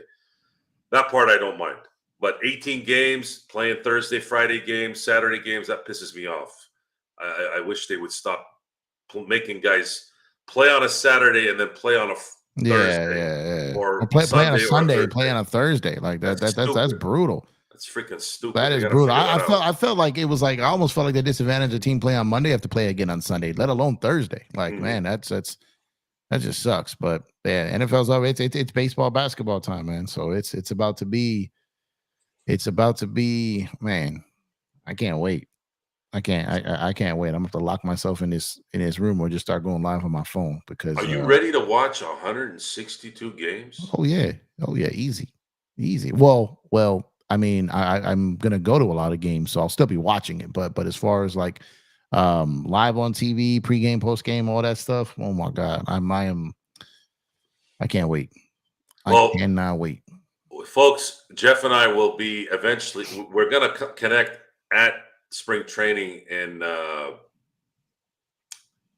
why do I always forget the name? Is it Camelback? Camelback. There you go. Jeez. I keep thinking Peoria, but I know it's not there. So we're going to be there. I have family out there. My boy Ralph is on the chat. So we're going to go visit over there, hang out with the fam as well as watching the Dodgers. I've never gone to spring training, so this is going to be the first for me. But I have full confidence that the Dodgers are going to do something they've never done in their history. So the Dodgers have been around since 1884. The World Series has been played since 1903. There's only been 2 years where the World Series has not been played, 1904 and 1994. 1904, there was some kind of protest at that time. I can't remember what exactly it was. They didn't play it. And then obviously in 1994, the lockout strike season. So since 1903, the Dodgers have won 8 championships, but they've never won back-to-back. So this could be the year where they win back-to-back. And I'm not going to say that I'm expecting a three-peat. I'd like to see a three-peat. Yeah. I'm not going to see a three-peat with the Chiefs. I'd like to see the Dodgers do it. They're equipped to it. That's what they added. Yeah, for sure. They got the personnel and they got the chemistry, man. Let's get it done, guys. Let's try to do what the Yankees did in 1998, 99, and 2000. And then maybe we get lucky and they do a 4-peat. Who knows? I'm greedy like that. Yeah, man. I can't wait. I'm telling you, me and the Astro fans are going at it, right? Yeah, Astro fans we need to break those motherfuckers, man. Just die slow. Just go. Bregman, get back to Houston. Fuck you. Don't come anywhere near LA. Get back to Houston. Tell your cheating pieces of shit teammates to make one more run next year to the World Series so that the Dodgers can sweep your ass and at least get something out of what you assholes did in 2017. The Muppet Prince over there, Altuve. But so just, I can't. Yeah, F that, man. Yeah. These guys, that might be the most retarded, ignorant fan base in America. Like that they don't acknowledge the fact that they cheated. Not only did they cheat, but they snitched on each other. Good luck with that. Secondly, like they're in my mentions on like TikTok and IG, like saying, that's why your city's burning. Like this fan base is a bunch of ass bags, bro. Like I cannot wait. I'm gonna be all over them all season. I'm not even that type of guy. I'm not even that guy. But they knocked on the door. I'm gonna answer. So it's that bear, as you said. Yeah. So it's I don't go look for it. Like I live by the law, like what 50 Cent says. It's very simple to me. I don't want no problems. But if you got a problem, I got no problem. No problem. You know what I mean? Like it's very simple. So bring it. I will bring it back, and it's gonna be fun. I want them in the World Series. The talking is one thing, fine, but I want to talk while the Dodgers are whooping their ass when it matters. But I don't know. I want to wear a buzzer to the parade. I don't know. Carry a trash can and a trash can lid. Do the Astros have enough to get out of that weak ass AL this Trash next year? No, I mean they're a softball stadium, but nah, they're not. They're not. No. Nah, they're unless they do some type of trade. I mean, again, losing Bregman after losing everything, like they're not gonna have that. Altuve's eventually gonna fall apart, man. He's like 4'11" with it's eventually gonna happen, man. Someone's gonna step on him. It's gonna be like their run is over, man. Their run is over. It's unfortunate. Yep. It's unfortunate. Altuve was wearing a buzzer in 2019. We all know it. Hey, UConn, you really think UConn's going to three-peat this year? Who? UConn. Oh, I think. You follow college basketball, Jeff? Not as much as I used to. So I obviously I know enough. I know UConn, but I don't. I used to be a big time college. I just don't have the time. It's just don't have the time. So if I can't get full of college football, college basketball, I'm not the guy anymore to talk about it because I just don't know enough about it, and I'm not the guy to fake the funk like I do. So even around draft time, I got to do like if I'm going to cover the draft, I got to do like a serious like cram session to try to get caught up on it because I don't watch. I hear the names, right? Like I'll see some of like the ESPN games or I'll see some of it, but I'm no way. Just like with the WNBA, I couldn't tell you two things about it. It's no shame, no shade to them. I just didn't have the time to get into it when it started to take off. Just didn't have the time. I was barely finding time for Laker content at the beginning of this year. Joe, we've been talking. My schedule is bananas right now, so it's hard to keep up with anything. So outside of what I just dedicate myself to, but college basketball, college football just isn't something I have the luxury or the time. I majority of the Saturdays I'm tied up with business, so it's like those days on college football's damn near non-existence for me unless I watch it on SportsCenter, the highlights. But it's changed at least on the Lakers side a little bit, no? It's changed. Oh yeah. I mean, it's not. It wasn't even. The Lakers side, yes. The basketball, Kurt, I see a question. I got you. The thing with the Laker thing was I'm excited about, but the NBA in general, I was just turned off to start this year. I had no joy in it. Like my thing is, if I don't, I'm a very energy centric person. I'm a very patient person. I'm a very kind of give benefit of the doubt type of dude.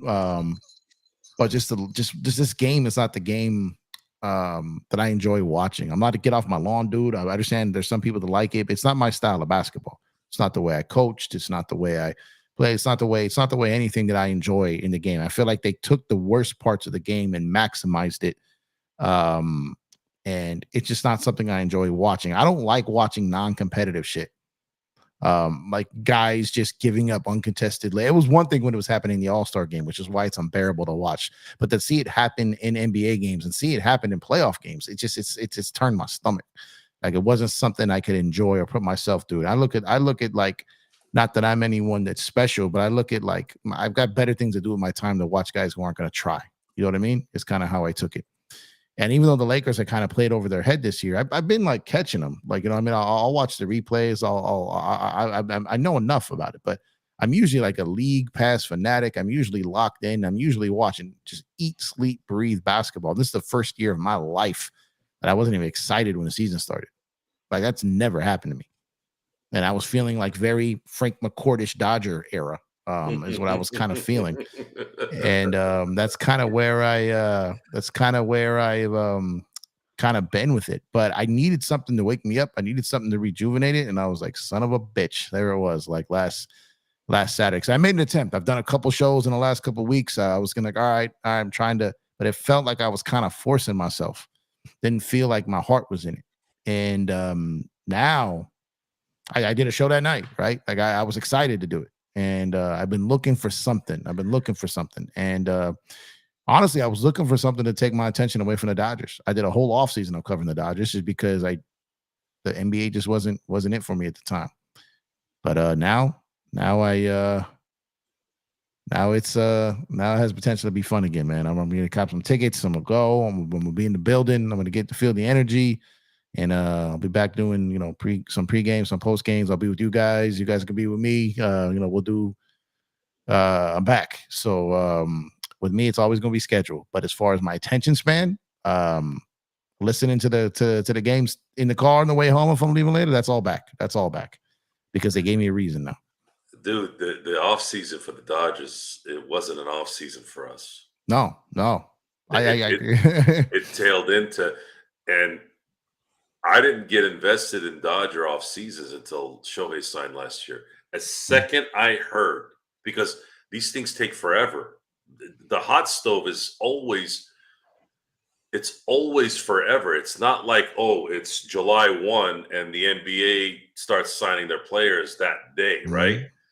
The Major League Baseball, it takes freaking 3-4 months. And I'm like, I can't be sitting on the computer all day freaking pressing F5 knowing that this shit ain't gonna happen for 3 months, right? Yeah. So that all changed though. That all changed. The second I heard about a plane to Toronto, I remember it like yesterday. Something happened and I got on some internet thing and somebody's like, Shohei is going to Toronto. Oh my God, the whole world's falling apart. People are excited. I'm like, and I remember I was talking to one of my friends who's a Dodger. I'm like, what the hell is going on? He goes, apparently Shohei is going to Toronto, and what was it? Morosi said he was on a flight. There was apparently a Dodger Nation contact that said he's going to Toronto. I didn't know these guys at the time, right? I didn't pay attention to those guys. I did. I'm like, okay, well, what about this plane thing? They're like, yeah, he's apparently on a plane to Toronto. I go, how the fuck do these guys know he's on a plane to Toronto? And who told them this? It was the Shark Tank guy. That was the best part. I'm like, what are you talking about? Yeah. How did anybody did he tell his agent, hey, tell everybody I'm flying to Toronto? And then once that kind of got out of my head, because I was laughing so hard in my head, I'm like, why the fuck would he go to Toronto? That was the next question. Yeah, it was never. I was very. If you go back and look at the threads of that day, I'm privileged to have. I'm privileged to have some pretty good DMs and pretty texts with some people in the sport, and I actually, well, I've got some stuff I could tell you off there. That one, I kind of stirred the pot a little bit. It may have cost me a little something because I knew something different, especially and the Yamamoto thing too. The Yamamoto I had early. I had that. You had that one. I didn't have anybody knowing anything other than you on that one. Mm-hmm. Yeah, I had that. Matter of fact, I had it to the point where I was taking bets that he wasn't going to that Rams game. I knew he wasn't. But the Ohtani thing, I didn't have the insight on Ohtani like I did with Yamamoto or Snell or Glass now or like I've been on a pretty good Dodger run with Intel. But Shohei was pure intuition for me. I just had known it for years, felt it for years, but I did get strong. I will say this. I did get immediate strong pushback on a particular site and channels reporting. And because that person said go with it, I did.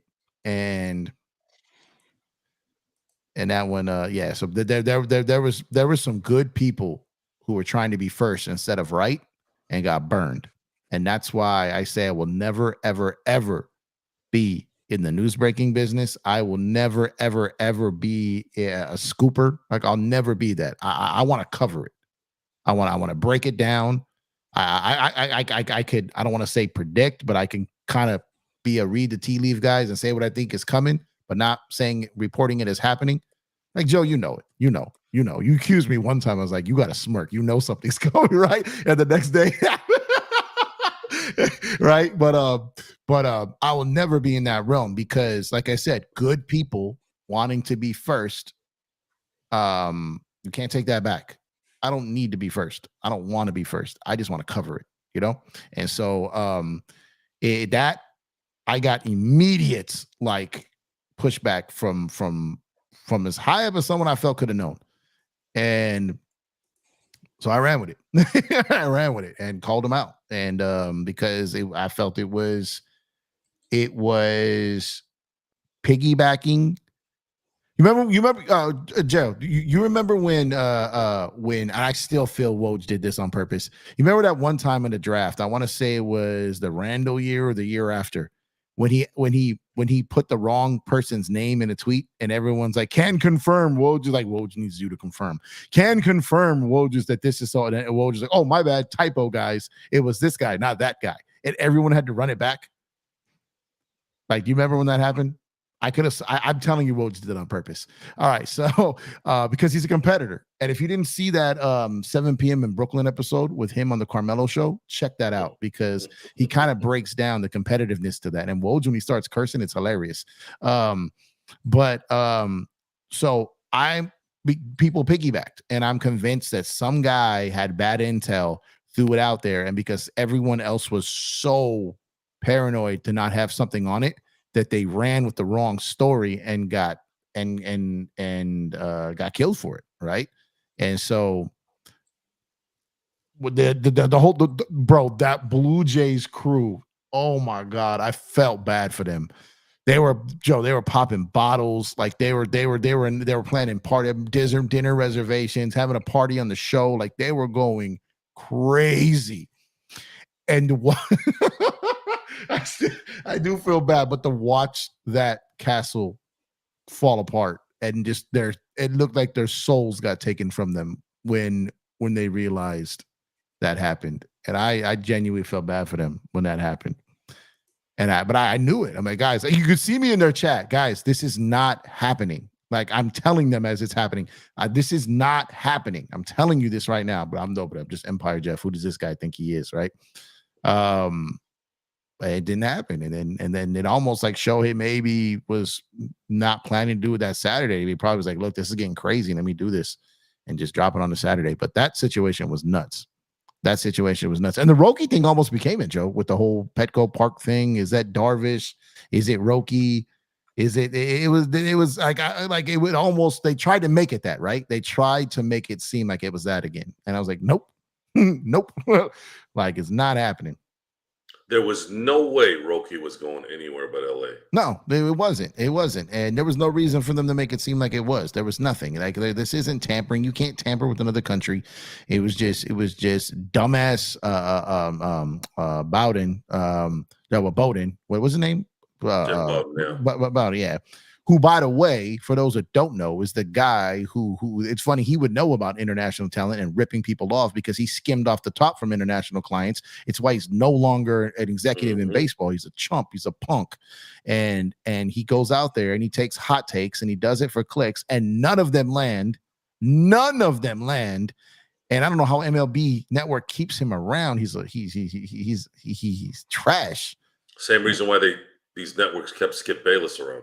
Yeah, just trash. And it was like, well, Skip never pretends to have intel. He just talks shit. He just talks stupid. Yeah, talks stupid. But Bowden is acting like he's talking to exec. No one talks to him.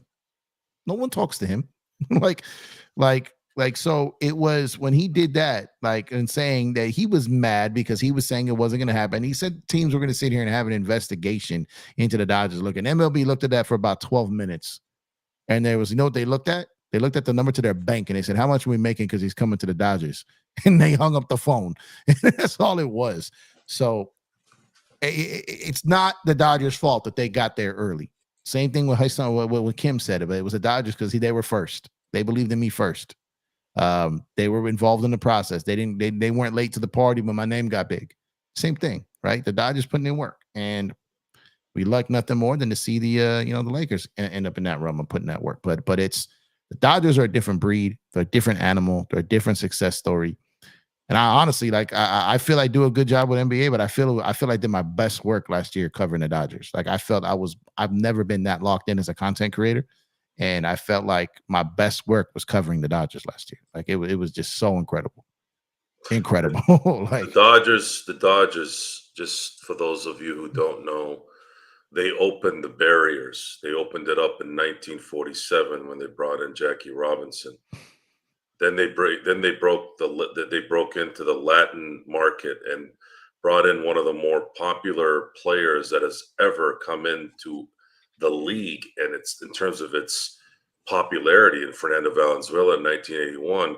So they opened up the color barrier, so to speak, in 1947. Then almost 40 years later, they bring in the Latin market. Mm-hmm. Now they're bringing in the Asian market or the Japanese market, the Asian market, basically, right? Mm-hmm. They brought in the Nomo in the 90s. It's just getting it's escalating even more now, right? Chanho Park. So you're gonna sit there and you're gonna criticize. You're gonna criticize the fact that Japan is turning into LA Dodger country, folks. I'm gonna throw some other things at you so that you understand what's going on. When you talk about Hollywood and say, well, a certain nationality or race is running that industry, i.e. Jewish people, folks, Jewish people created Hollywood in the late 1800s. That's why they run Hollywood. The Dodgers open up these markets. They did it. If you look back at if you look back even to the Steelers in the 70s, they were going to historically black colleges and finding John Stallworth and finding a lot of these guys that no one was looking at. Why? You all know why. Okay? You all know why. So either get on. If you're going to get stuck in your ways, shut the fuck up. If you're going to get stuck in your ways, and stop bitching and whining about how your competitor who's not stuck in their ways, who are being inventive and finding other ways to get talent. Here you go. This is how it works, guys. Think outside the box. Think so. Oh, and by the way, I want to make this very, very clear because it's very, very important since all these deferred assholes keep yapping about this, okay? You know who brought the $680 million deferred payment? Mm-hmm. Who did it bring? Who brought it, Jeff? Tell him. That was Shohei walking into the Dodgers office and said, I got an idea. and the Dodgers were like, like they were like, what? Like they're like, wow, yeah, that was his idea, and it's why. Like I can do this for It's why he tied his contract to that if the team sold or Friedman was fired, that he could opt out of that deal and not necessarily leave the Dodgers, but re-sign for guaranteed money as opposed to deferred money. He tied himself in and put his money back because he believed in the organization. If other players that did that, I've done like a bunch of stuff on this too. If other star players did that, if Aaron Judge did that, if Juan Soto did that, if Bryce Harper did that, if any of those marquee players did that, they'd be in the situation right now. But the reason that baseball or this is happening isn't because the teams aren't offering defers. It's because the other superstar players won't leave money on the table. They don't think the long-term play. They want to get their money at maximum level and get it now. Or you can be like the Atlanta Braves, who bring all these players over from Latin countries, make them sign their deals earlier below market value, like an MVP, like Acuna Jr., like these other guys over there. They make them sign these deals early, never get anywhere towards the near end of arbitration, never let them get near free agency and get them undervalued. Look what San Diego did to Tatis Jr., right? They paid Manny, they paid these other guys, but their best player got signed for below market value because they hung that carrot before he could reach free agency or arbitration. Those are sandbagging organizations. Agents don't like that. The players' families don't like that. The players don't like that in the end because they regret. They're sitting back, I left like $200 million on the table. Like, because you guys kind of took advantage of me, right? And the Dodgers don't do that. No, you know what the Dodgers are doing? They're still paying Andrew Toles' medical insurance. Show me another team in any sport that's doing that. And for those who don't know who Andrew Toles is, look it up. Dodgers don't have to do that. They're doing it. How much money did they give to those wildfires, Joe? $100 million. $100 million. That's more than some teams' payrolls. So don't be mad at a team for investing, taking the money, taking their earnings, and putting it back into the product. They're a hedge fund. That's what they do. That's what they do. But then again, it's unfair when you win, right? Oh, well, it's all about the money. So again, I don't really pay too much to that. The old saying is losers think, watch the winners while the winners are thinking about winning, right? Mm-hmm. I don't give two shits about your feelings on this, and we know why.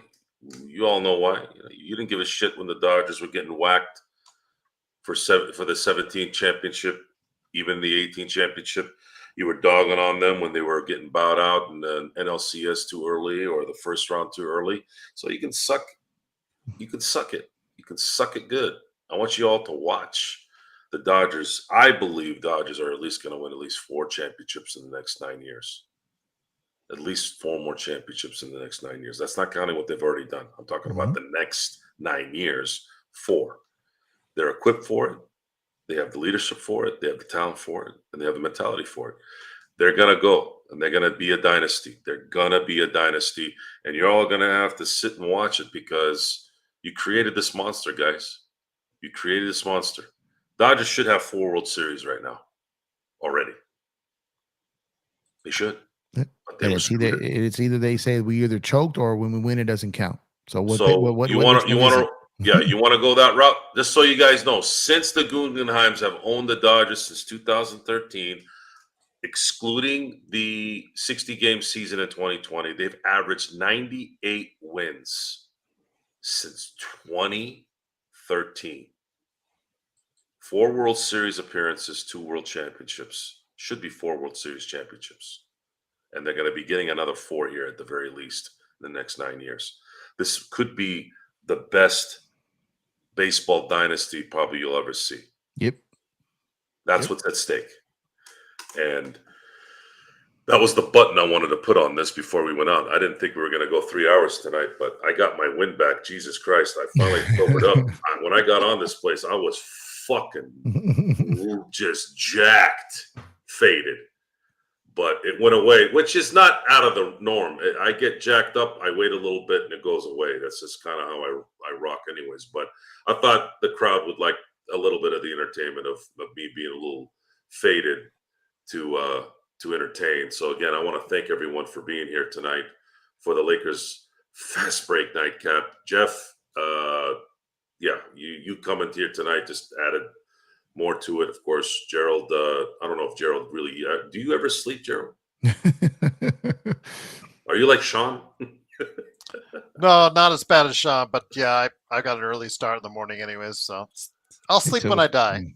Yeah, Red Guardian said he'll sleep when he dies in the latest trailer today. So, well, you all got a little taste of Laker Dodger information.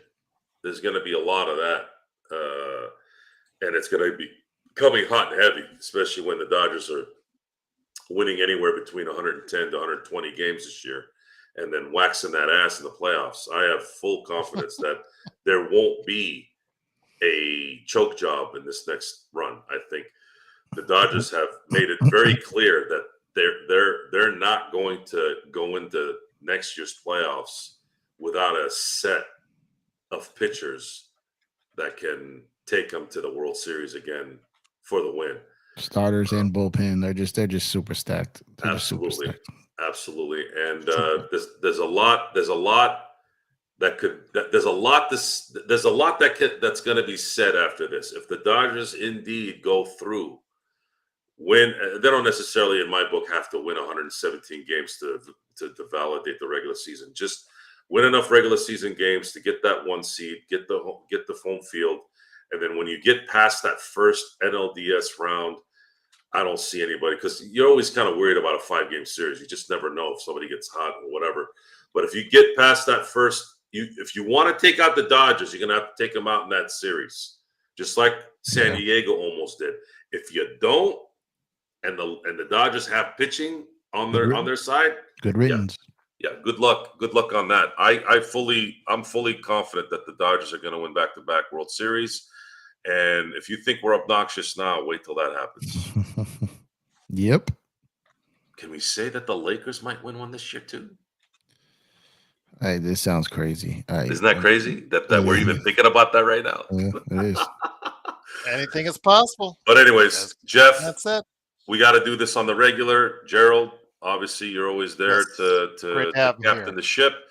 Yes. Thank you all for being here. God, you guys have been great. We've had at least almost 100 guys just kind of kicking. Before we go, before you drop us out, can you let Empire Jeff get a plug, man? Oh yeah, go ahead, Jeff. Yeah, because there were some people in our chat that didn't know who he was, didn't know where his channel was. So you want me to introduce you, Jeff? It's up to you. Okay. It's up to you. Well, so Empire Jeff is running. Empire Jeff, is it safe to say that you do Dodger and Laker content? Yeah. Right? So Jeff does Dodger content and Laker content. You can always tell which one, because you'll see purple in the background when it's the Lakers. You'll see blue in the background when it's the Dodgers. And when he's on, the numbers go up. Unfortunately, he can't be on like we are, because he's a very busy man outside the shows. But we're going to try to drag him out as much as we can, so he can start building those numbers. Because I think in the end here, Jeff, this is kind of where you belong. No disrespect to the job you do, but your future is going to be here, I think, in the end. So we're going to do our best to promote it. Empire Jeff, everything is Empire Jeff. It's not like it is here with Lakers Fast Break, and then soon to be the Dodgers Fast Pitch on my show. That's going to be starting probably in a few months here. But if you all want to listen to Jeff, go ahead and go to Empire Jeff on YouTube and his X. Look for Empire Jeff. Go ahead and follow him on X. Go ahead and subscribe to his show on YouTube.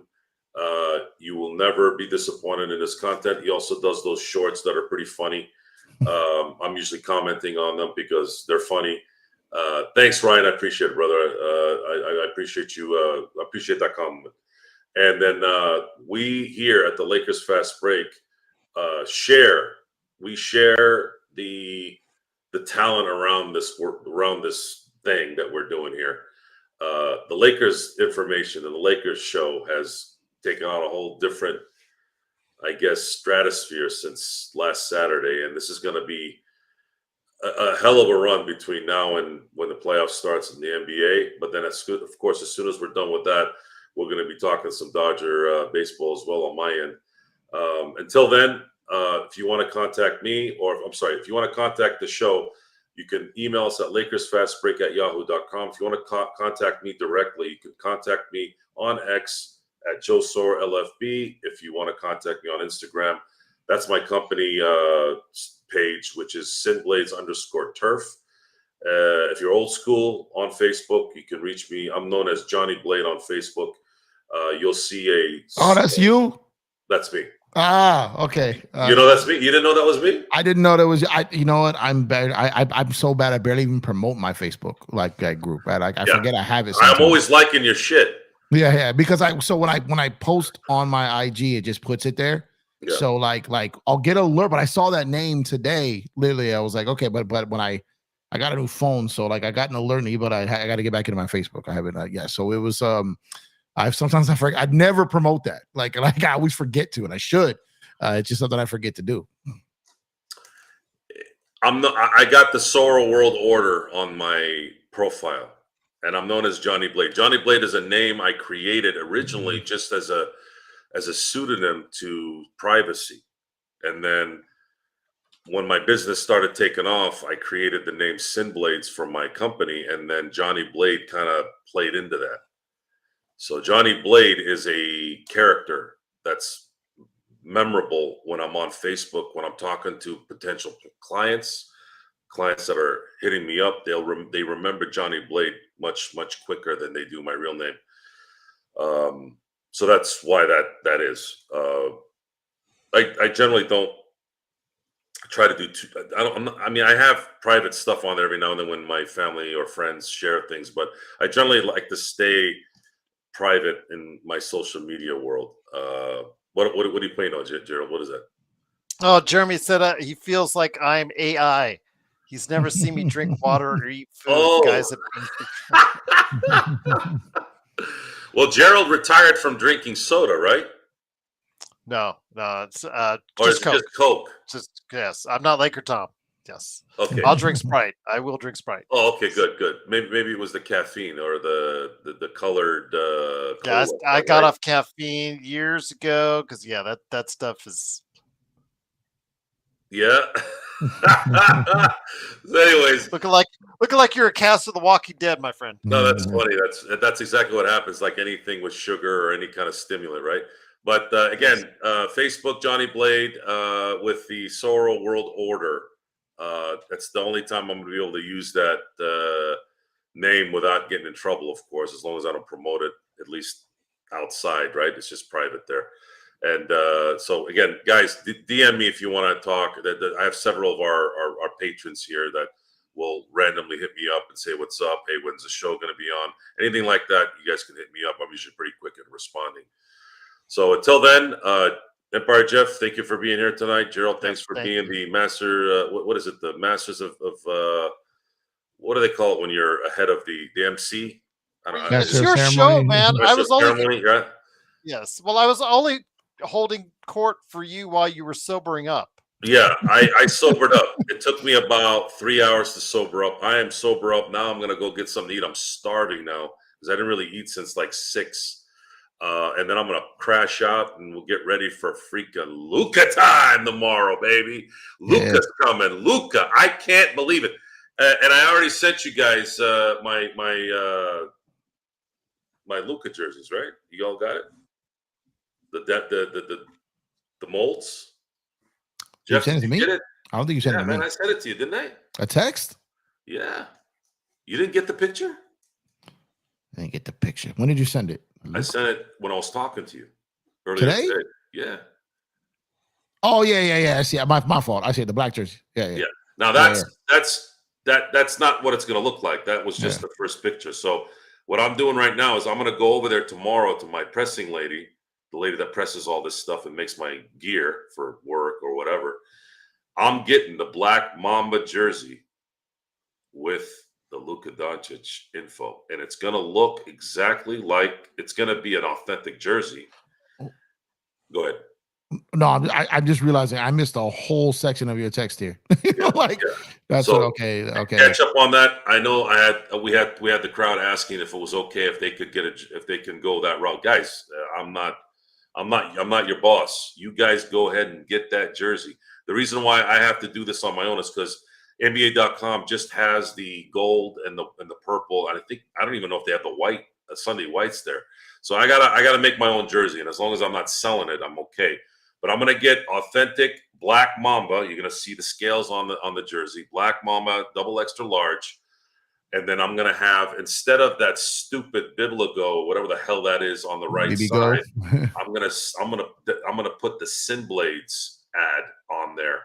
So you're gonna have the Nike. I'm sorry, where the Nike is. I'm putting the Kobe logo there, and then I'm gonna have a much bigger 44 to represent Jerry West instead of that piece of shit pencil thin fucking whatever they have on there. I'm gonna have one a little bit bigger so that you all can see it.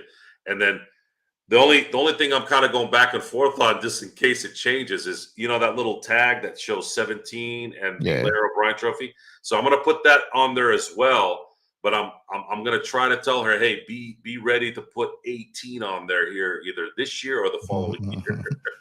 So you know what's crazy? So I started talking to her early this morning, right? So I woke up at like 7:30 this morning. I was tired as hell. Got home late last night. Tired as hell. I get up, I let the dog out, take the dog for a walk. I see her messages. Me and you start talking shit back and forth. I post a couple of things on Twitter. And then I lay down on the couch and I knocked out for like an hour, like hour 20, whatever. I get up and the next message I see from you is the Kike one, right? I don't even see this whole stretch you put in between. I didn't even see that until right now. I was confused when you said that. I was like, what? And I looked like, oh. You're like, you never said that to me. Well, because the last thing we spoke, and then I fell asleep, and when I got up, and the next message I saw for you, because I just was the Kike one. I didn't even go back. I didn't even see all this. So now it's there. Got it. All right. It's my bad. Yeah. So it was I saw that. I was like, what is Joe talking about? But there's like a good 7 or 8 texts I completely missed. Sometimes that happens, man. You don't get the alert, and then it just keeps going, and then all of a sudden it's out. Well, my phone started going ballistic with the Kike one. So what I did is I just cleared my notifications, right? Because I knew it already. I cleared it. I was getting added left and right, DMs, like you're going live. So I just cleared it, and I must have cleared your text notification when I did that. And then I got the Kike back when I saw that, but I didn't scroll back up. So my fault. I missed a whole bunch there. So my fault. So Joe, Jeff, how many points does Luka score tomorrow? Oh man, I don't know. 23. I hope he doesn't go. I hope he learns from AD and comes back from the rest and doesn't try to force it. I'm almost hoping they put him on a minutes restriction tomorrow just to avoid that. But if I had to guess, Luka could score 20 and a quarter. He's gonna be rusty though. He hasn't played since Christmas. Yeah, but he's gonna get his shots up. I got that. If it gets ugly early though, against Utah, they'll sit him down. Yeah, I think they're gonna roll Utah. I'm gonna say, what did you say, Gerald? 22? You said 22? 23. 23? Because I'm gonna bet he's gonna play under 30 minutes, so I'm gonna go 22. Joe? So let me see. I'll say 25, 9, and 8. Okay. Playing 30 minutes. Yeah, I think 30 minutes is legit. Yeah. I don't know. I don't care right now. Points wise, I just want to see him play. Yep. That's what I'm excited for. I'm gonna get this jersey thing pretty much locked in for the order by tomorrow, and I'll wear it once it's done. So y'all, if you want something, let me know. We'll do. But we're going all the way with this, baby. I haven't bought a jersey in years. I'm talking 20 years, guys. It's been a minute. So, again, fantastic show. Thanks for enjoying the Top Gun look earlier in the show. I didn't even think about Top Gun. Yeah, but it was a fun show. I didn't think it was going to go this long, but the popularity of the show is growing, and I want to make sure that it continues. And for those of you, again, whoever wants to hit us up, hit us up. Tomorrow we'll be back for playback. Some of you obviously show up on playback, and then of course we'll have a post game. I guess until next time, see you next time.